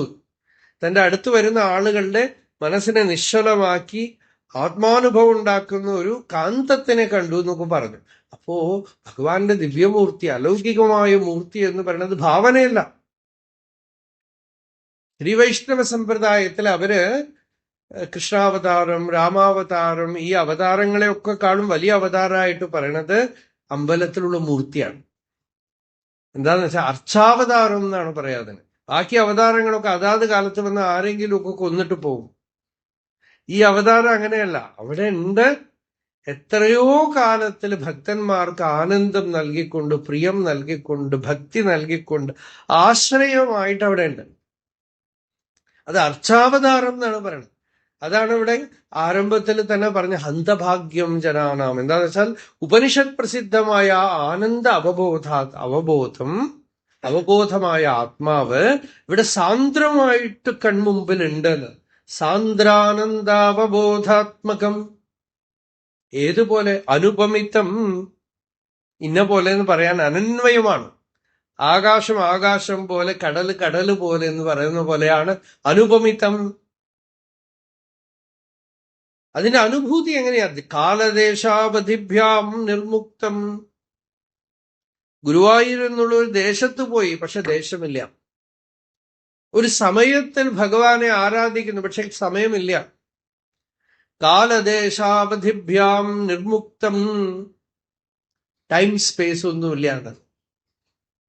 അതിന് ഐൻസ്റ്റീൻ ഒന്നും വേണ്ട. അതിനു മുമ്പ് ഭട്ടതിരി പാടി, ഉപനിഷത്തൊക്കെ പാടി, വേദാന്ത ശാസ്ത്രമൊക്കെ പാടി. കാലദേശാവധിഭ്യാം. കാരണം സയൻസ് ബാഹ്യമായിട്ടുള്ള റിസർച്ചിന്റെ പ്രോഡക്റ്റാണ് അത്. ഇത് ആന്തരികമാണ്. പരയുടെ പാല് നുകർന്ന ഭാഗ്യവാന്മാർക്കൊരു 10,000 ആണ്ടൊരു അല്പനേരം. അറിവ് അപരപ്രകൃതിക്ക് അധീനമായാൽ അരനൊടി 1000 ആണ്ടുപോലെ തോന്നും എന്ന് നാരായണ ഗുരുസ്വാമി. പരയുടെ പാല് നുകർന്ന ഭാഗ്യവാന്മാർക്കൊരു 10,000 ആണ്ടൊരു അല്പനേരം. പരയുടെ പാല് എന്ന് വെച്ചാൽ പരമാനന്ദത്തിന്റെ പാല്. അത് കുടിച്ചവൻ ഒരു 10,000 ആണ്ട് അല്പനേരം പോലെ പോയി. കാലദേശാവധിഭ്യാം നിർമുക്തം, ദേശകാലങ്ങളൊക്കെ വിട്ടുപോയി. നിത്യമുക്തം, നിത്യമുക്തമാണ്, അത് ആത്മാവാണ്. നിത്യ ശുദ്ധ ബുദ്ധ മുക്ത സ്വഭാവം ബ്രഹ്മ. ശങ്കരാചാര്യർ ഇടയ്ക്കിടയ്ക്ക് ഭാഷ്യത്തില് ഉപയോഗിക്കുന്ന ഒരു പദമാണ്, വാക്യമാണ്. നിഗമശതസഹസ്രേണ്, നിഗമം എന്ന് വെച്ചാൽ വേദം, ഉപനിഷത്ത്. ശതസഹസ്രേണ്, നൂറ്റിക്കണക്കിന് ആയിരക്കണക്കിന് വേദവാക്യങ്ങൾ കൊണ്ട് പറയപ്പെടുന്നതായ ആ വസ്തു നിർഭാസ്യമാനം, പ്രകാശപ്പെടുത്തുന്ന വസ്തു. അതൊക്കെ ഉപനിഷത്തൊക്കെ പഠിക്കുമ്പോ സ്പഷ്ടമല്ല. അതറിയുമ്പോ ബ്രഹ്മം, ബ്രഹ്മം എന്ന് വെച്ചാൽ എന്താ അറിയില്ല, ആത്മാ അറിയില്ല, അസ്പഷ്ടം.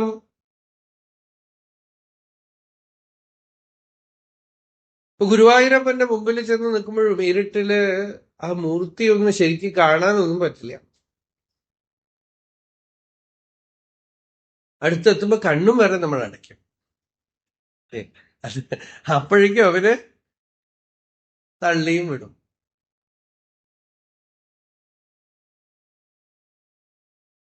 അപ്പൊ അങ്ങോട്ട് പോയിട്ട് കണ്ടില്ല, ശരിക്കും കണ്ടില്ല എന്നൊക്കെ തോന്നും. അസ്പഷ്ടം. പക്ഷേ ദൃഷ്ടമാത്രേ, കണ്ട പരമപുരുഷാർത്ഥ ലാഭം. കണ്ടാൽന്ന് വെച്ചാൽ ഒരു ഭക്തൻ പറഞ്ഞു, ഭഗവാൻ നമ്മളെ കണ്ടാൽ മതി. വാൽമീകി രാമായണത്തിൽ രാമൻ തെരുവിൽ ഇറങ്ങി നടക്കുമ്പോ കണ്ണ് കാണാത്തവരൊക്കെ വന്ന് നിൽക്കണ്ടത്രേ ജനങ്ങള്. യശ്ച രാമം ന പശ്യേത്തു യം ച രാമോ ന പശ്യതി നിന്ദിതഃ സർവലോകേഷു സ്വാത്മാപി ഏനം വിഗർഹത്തെ. ആരെ രാമൻ കണ്ടില്ലയോ, രാമനെ ആര് കണ്ടില്ലയോ, രണ്ടുപേരും അവരവരെ തന്നെ നിന്ദിക്കത്രേ. അവരുടെ ഉള്ളിൽ തന്നെ നിന്ദ തോന്നുമെന്നാണ്. അപ്പൊ രാമന്റെ ദൃഷ്ടി എന്റെ മേലെ വീണാ മതി.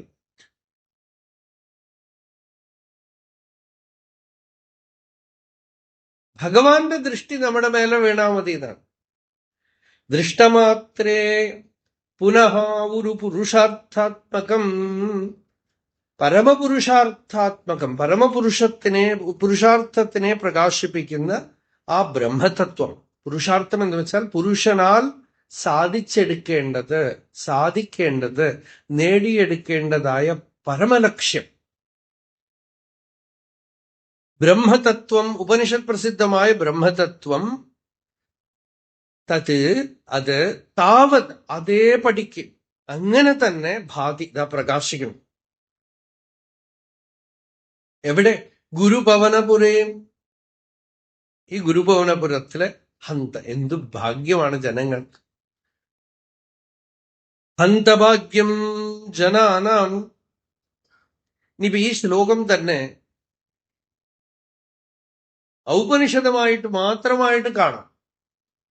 സാന്ദ്രാനന്ദാവബോധാത്മകമനുപമിതം, ഒന്നിനോടും ഉപമിക്കാൻ കഴിയാത്തതായ സച്ചിദാനന്ദമായ സത്യജ്ഞാനാനന്ദ സ്വരൂപമായ വസ്തു സാന്ദ്രം. സാന്ദ്രം എന്ന് വെച്ചാൽ വളരെ സോളിഡ് റിയാലിറ്റി.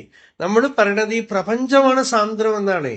കാണുന്ന പ്രപഞ്ചം സോളിഡ് ആണ്. പ്രപഞ്ചം ടേബിൾ അറിയണു, നിങ്ങളെയൊക്കെ ഞാനിതാ കാണുന്നു, ഈ ബിൽഡിംഗ് ഒക്കെ കാണുന്നു. അതുപോലെ കാണണമെന്നാണ്, ഈശ്വരനെ കാണണമെന്നാണ് നമ്മൾ പറയുന്നത്. പക്ഷേ ഇതൊന്നും സോളിഡ് അല്ല. ഇപ്പൊ കണ്ണടച്ചാൽ ഈ രൂപം കാണില്ല, സ്പർശിച്ചാൽ ചിലപ്പോ അറിയില്ല, നാവില് രുചിയില്ലാതാവും, ചെവി കേൾക്കാതാവും. പുറമേ ഉള്ള ഇന്ദ്രിയങ്ങളുടെ ബലത്തിലാണ്, വളരെ വളരെ അല്പമായ ബലത്തിലാണ് പ്രപഞ്ചം നിൽക്കുന്നത്.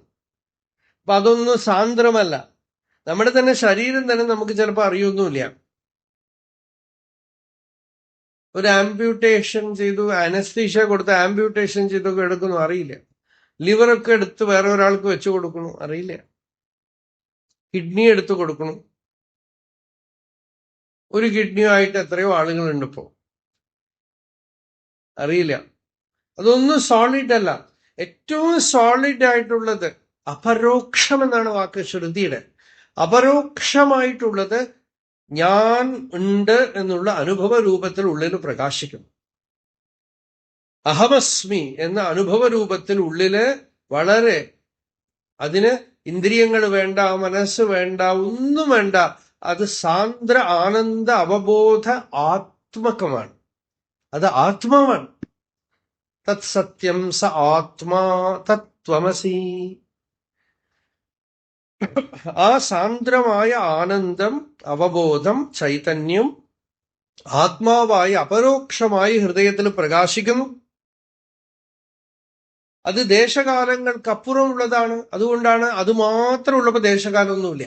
അതിനോട് മനസ്സ് വന്ന് ഒട്ടിപ്പിടിക്കുമ്പോഴാണ് ദേശകാലമൊക്കെ വരുന്നത്. സ്വപ്നത്തിൽ ദേശകാലം വന്നു, ജാഗ്രതത്തിൽ ദേശകാലം വന്നു. ശരീരവും മനസ്സും മാറി നിന്നപ്പോ സുഷുപ്തിയിൽ ദേശവും വലിയ കാലവുമില്ല. സുഷുപ്തിയില് സ്വപ്നമില്ലാതെ ഉറക്കത്തിൽ ദേശകാലമുണ്ടോ? എവിടെ കിടക്കണമെന്ന് അറിയില്ല, ടൈം എത്രയായി എന്ന് അറിയില്ല, ഒന്നും അറിയില്ല. മനസ്സ് വന്നതും ദേശകാലം വരും, ശരീരം വന്നതും ദേശകാലം വരും. ശരീരവും മനസ്സും മാറി നിന്നതും ദേശവുമില്ല, കാലവുമില്ല. കാലദേശാവധിഭ്യാം നിർമുക്തം, നിത്യമുക്തം. അത് മാത്രമാണെങ്കിൽ നിത്യമുക്തമാണ്, എപ്പോഴും ആനന്ദമാണ് അതിന്റെ സ്വരൂപം. അതുകൊണ്ടാണ് സുഷുപ്തിയിൽ ആർക്കും ഒരു ദുഃഖവും വരാത്തത്. ആനന്ദമാണ് അതിന്റെ സ്വരൂപം. ആനന്ദം അതിന്റെ സ്വരൂപമാണത്. അത് അനുഭവിക്കണതല്ല. അത് മാത്രമേ ഉള്ളൂ. അനുഭവിക്കുന്ന ആള്, അനുഭവിക്കപ്പെടുന്ന വസ്തു എന്ന് രണ്ടില്ല. അങ്ങനെയാണെങ്കിൽ കിടന്നുറങ്ങിയാൽ മതിയോ? പോരാ. ജാഗ്രതത്തില് അതിനെ അറിയണം. അറിയുന്നവൻ, അറിയപ്പെടുന്ന വസ്തു, അറിവ് എന്നുള്ളതിനൊക്കെ അധിഷ്ഠാനമായിട്ടുള്ള നിലത്തിൽ നിൽക്കണമെന്നാണ്, ഭൂമിയിൽ നിൽക്കണം. ഒരു തിരുപ്പുകൾ പാടും, അറിവവൻ അറിപൊരുൾ അറിവ് நினைப்பு நினைப்பவன் அரு நிலத்தில் நிறுத்த உரியதும் ഒരുത്തൻ അരുളിയ പെരുത്ത വചനമേ. ആ ഗുരു ഉപദേശിച്ച ഒരുത്തൻ അരുളിയ പെരുത്ത വചനം, ആ ഗുരു ഉപദേശമായി പെരുത്ത വചനം എന്ന് വെച്ചാൽ മഹാവാക്യം. ആ മഹാവാക്യം കേട്ടതും നിனைപ്പ്, ചിത്തവൃത്തികൾ, നിனைപ്പവൻ, ചിന്തിക്കുന്നവൻ, ആ വ്യക്തി, അതുകൊണ്ട് ചിന്തിക്കപ്പെടുന്ന പൊരുൾ, ഇത് മൂന്നും ഒരേ അധിഷ്ഠാനത്തിൽ ഉദിച്ച് ഒരേ അധിഷ്ഠാനത്തിൽ മറഞ്ഞു പോകുന്നു. ആ അധിഷ്ഠാനം, ആ നിലം, ആ നിലത്തിൽ നിറുത്ത ഉറിയതും, ആ നിലയ്ക്ക് ശാശ്വതം, എസ്റ്റാബ്ലിഷ്, നിലത്തിൽ നിലയ്ക്ക് നിറുത്ത ഉറിയതും, ആ നിലത്തില് ദൃഢമായിട്ട് നിർത്താൻ ഗുരുവിന്റെ വാക്യം, ആ മഹാവാക്യം.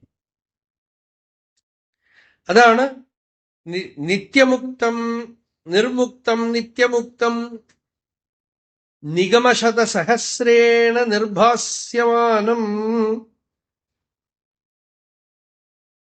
കാലദേശാവധിഭ്യാം നിർമുക്തം, നിത്യമുക്തം, നിഗമശതസഹസ്രേണ നിർഭാസ്യമാണ്, അസ്പഷ്ടം എന്ന് വെച്ചാൽ ഇന്ദ്രിയവേദ്യമല്ല, മനസ്സുകൊണ്ടോ ഇന്ദ്രിയങ്ങൾ കൊണ്ടോ അറിയപ്പെടുന്ന വസ്തുവല്ല, ദൃഷ്ടമാത്രേ. എങ്ങനെ? ശ്രവണ മനന നിധിധ്യാസന രൂപത്തിലുള്ള വിചാരം കൊണ്ട് ഹൃദയത്തിൽ തന്റെ തന്നെ സ്വരൂപമായി ദൃഷ്ടമാത്രേ, വേറെ വഴി കാണാൻ പറ്റില്ല. അങ്ങനെ കാണേണ്ട വിധത്തിൽ കാണുമ്പോ എന്നാണ്. അതിനെ അങ്ങനെ തന്നെ കാണണം. പുറത്തൊരു വസ്തുവിനെ കാണുന്ന പോലെ കാണാൻ ഒക്കില്ല. തേനേ ബ്രഹ്മഹൃദായ ആദികവയേ, ഹൃദയം കൊണ്ട് അറിയണം എന്നാണ്, അല്ലാതെ ഇന്ദ്രിയങ്ങൾ കൊണ്ടോ ബുദ്ധി കൊണ്ടോ മനസ്സുകൊണ്ടോ അറിയാൻ പാടില്ല. തേനേ ബ്രഹ്മഹൃദായ ആദികവയേ, തന്നിൽ താനായിട്ട് തന്നെ കാണണം. അർക്കാനലാതി വെളിവൊക്കെ ഗ്രഹിക്കുമൊരു കണ്ണിനു കണ്ണു മനമാകുന്ന കണ്ണതിനു കണ്ണായിരുന്ന പൊരുൾ താനെന്നുറയ്ക്കുമളവ് ആനന്ദമെന്തു ഹരിനാരായ. അങ്ങനെ കാണുമ്പോ ഒരു പുരുഷാർത്ഥാത്മകം പക്ഷെ മുക്തനായിത്തീരും, ജീവൻ മുക്തനായിട്ട് തീരും, പരമാർത്ഥ ലാഭം ഉണ്ടാവുന്നു, വിമുക്തനായിട്ട് തീരുന്നു, പരമശാന്തി ഉണ്ടാവുന്നു. ആ ബ്രഹ്മതത്വം താവത് ഭാതി എല്ലാവരുടെ ഉള്ളിലും സദാ പ്രകാശിക്കുന്നുണ്ട്. നമ്മൾ എങ്ങനെയോ നമ്മളുടെ സാമർഥ്യം കൊണ്ട് അതിനെ അതിനെ ശ്രദ്ധിക്കാതെ രക്ഷപ്പെടുകയാണ്. ആ പരമാനന്ദ വസ്തു എല്ലാവരുടെ ഉള്ളിൽ സദാ പ്രകാശിക്കണം. രമണ മഹർഷി ചിലപ്പോഴൊക്കെ പറയും, എനിക്ക് വലിയ ആശ്ചര്യം തോന്നി, എങ്ങനെ ആളുകൾ ഇത് കാണാതെ കഴിച്ചു കൂട്ടണം. കാണുന്നതിൽ വലിയ ആശ്ചര്യമൊന്നുമില്ല, എങ്ങനെയാ അത് കാണാതെ ഇത്ര വ്യക്തമായിട്ടുള്ള അപരോക്ഷമായിട്ടുള്ള വസ്തു. എല്ലാവർക്കും ഈശ്വരനിൽ ഞാൻ വിശ്വസിക്കണില്ല എന്നൊക്കെ പറയാം. ആർക്കും അവനവനെ നിഷേധിക്കാൻ ഒക്കില്ല. അവനവന്റെ അസ്തിത്വത്തിന് ആർക്കും നിഷേധിക്കാൻ ഒക്കില്ല. അത്ര സുസ്പഷ്ടമായിട്ട് പ്രകാശിക്കുന്നു. എന്നിട്ട് അത് അസ്പഷ്ടം എന്ന് പറയുന്നു. എന്തുകൊണ്ട് അസ്പഷ്ടം? ബാക്കി വസ്തുക്കളെ അറിയുന്ന പോലെ അറിയാൻ ശ്രമിക്കുകയാണ്. കണ്ണുകൊണ്ടും ചെവി കൊണ്ടും ഒന്നും അറിയാൻ പറ്റില്ല. അതിനെ ശ്രോതവ്യ മന്തവ്യ നിധിധ്യാസിതവ്യ ആത്മവിചാരം ചെയ്തറിയണം ഉള്ളിൽ. അങ്ങനെ അറിയുമ്പോ പരമപുരുഷാർത്ഥം ഉള്ളിൽ പ്രകാശിക്കുന്നു. തദ് ബ്രഹ്മതത്വം താവത് ഭാതി ഗുരുപവനപുരെ. ഈ ശരീരം തന്നെയാണ് ഗുരുപവനപുരം.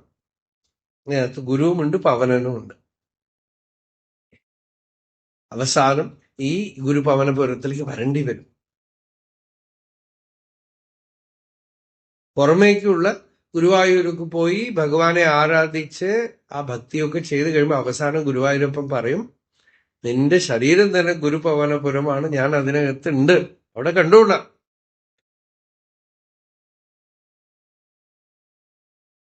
അവിടെ തന്നെ ആ പരമാർത്ഥ ലാഭം നിനക്ക് ഉണ്ടാവട്ടെ എന്ന് ആശീർവദിക്കും. ഗുരുപവനപുരേ ഹന്ത ഭാഗ്യം ജനാനം. ഇങ്ങനെ ദുർലഭ്യമായ വസ്തു നമ്മളുടെ കയ്യിൽ കിട്ടിയിരിക്കുന്നു. നെല്ലിക്ക, ഹസ്താമലകം എന്നാണ് പറയാം. ഏവം ദുർലഭ്യ വസ്തുനി അഭി സുലഭതയാ ഹസ്തലബ്ധേ യദന്യത് തൻവാ വാചാ ധിയാ വാ ഭജതി ബത ജനഃ ക്ഷുദ്രദൈവ സ്ഫുടേയം. ഇങ്ങനെ കിട്ടാനില്ലാത്ത വസ്തു കിട്ടിയിരിക്കുന്നു. ലഭിക്കാത്ത വസ്തു കയ്യിൽ കിട്ടിയിരിക്കുമ്പോ വീണ്ടും മനുഷ്യൻ തൻവാ വാച ധിയാവാ ഭജതി ബത ജനഃ ക്ഷുദ്രദൈവ, ശരീരം കൊണ്ടും വാക്കുകൊണ്ടും മനസ്സുകൊണ്ടും ബാക്കിയുള്ള വസ്തുക്കളെയൊക്കെ ആരാധിക്കുന്നു. ഭഗവത് ആരാധനയെ വിട്ട് എന്തൊക്കെയോ ചെയ്യുന്നു മനുഷ്യൻ. എന്തൊക്കെയോ അറിയാൻ ശ്രമിക്കുന്നു, എന്തൊക്കെയോ ആയിത്തീരാൻ ശ്രമിക്കുന്നു. കഷ്ടം എന്ന് പറയും. ക്ഷുദ്രദൈവ സ്ഫുടേയം. സ്ഫുടമായിട്ടും ഇത് ക്ഷുദ്രത, പെറ്റിനെസ്. എന്ത് ചെയ്യാം? വെറുതെ വില കൊടുത്തു ദുഃഖം വാങ്ങിക്കാണ്. അമൃതം പരിത്യജ്യ വിഷം പിബന്തി. വ്യാസഭഗവാൻ പറഞ്ഞു മഹാഭാരതത്തില്, ഈ മനുഷ്യൻ എന്താ ചെയ്യണമെന്ന് വെച്ചാൽ ധർമ്മം പ്രസംഗാദപിനാചരന്തി. ധർമ്മം മുമ്പിലുണ്ട്, ചെയ്യണില്ല. പാപം ചെയ്യാൻ ബുദ്ധിമുട്ടാണ്, പ്രയത്നേന സമാചരന്തി. നോക്കൂ, ഇറാനിൽ നിന്ന് അവർക്ക് ആര് ചെയ്യുന്ന കുറ്റമാണെന്നും പറയാൻ പറ്റില്ല. എത്ര ജനങ്ങളാ ഫോണ് വരുന്നറിയോ? വിഷമവും പേടിയും ഒക്കെ പാവം ഇങ്ങനെ വിട്ടുകൊണ്ടിരിക്കുകയാണ്. വിഷുവിന് പടക്ക പൊട്ടിക്കണ പോലെ എവിടെ നിന്നാണ് ആ മിസൈല് പൊന്തണെന്നേ അറിയില്ല. അങ്ങനെ എല്ലാ സ്ഥലത്തേക്കും അയച്ചുകൊണ്ടിരിക്കുകയാണ്.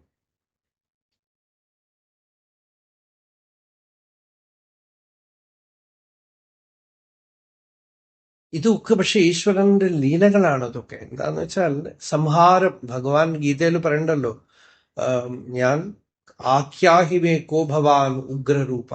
അർജുനൻ ചോദിക്കുന്നു, ഭഗവാനെ ഈ ഉഗ്രരൂപം എന്താ?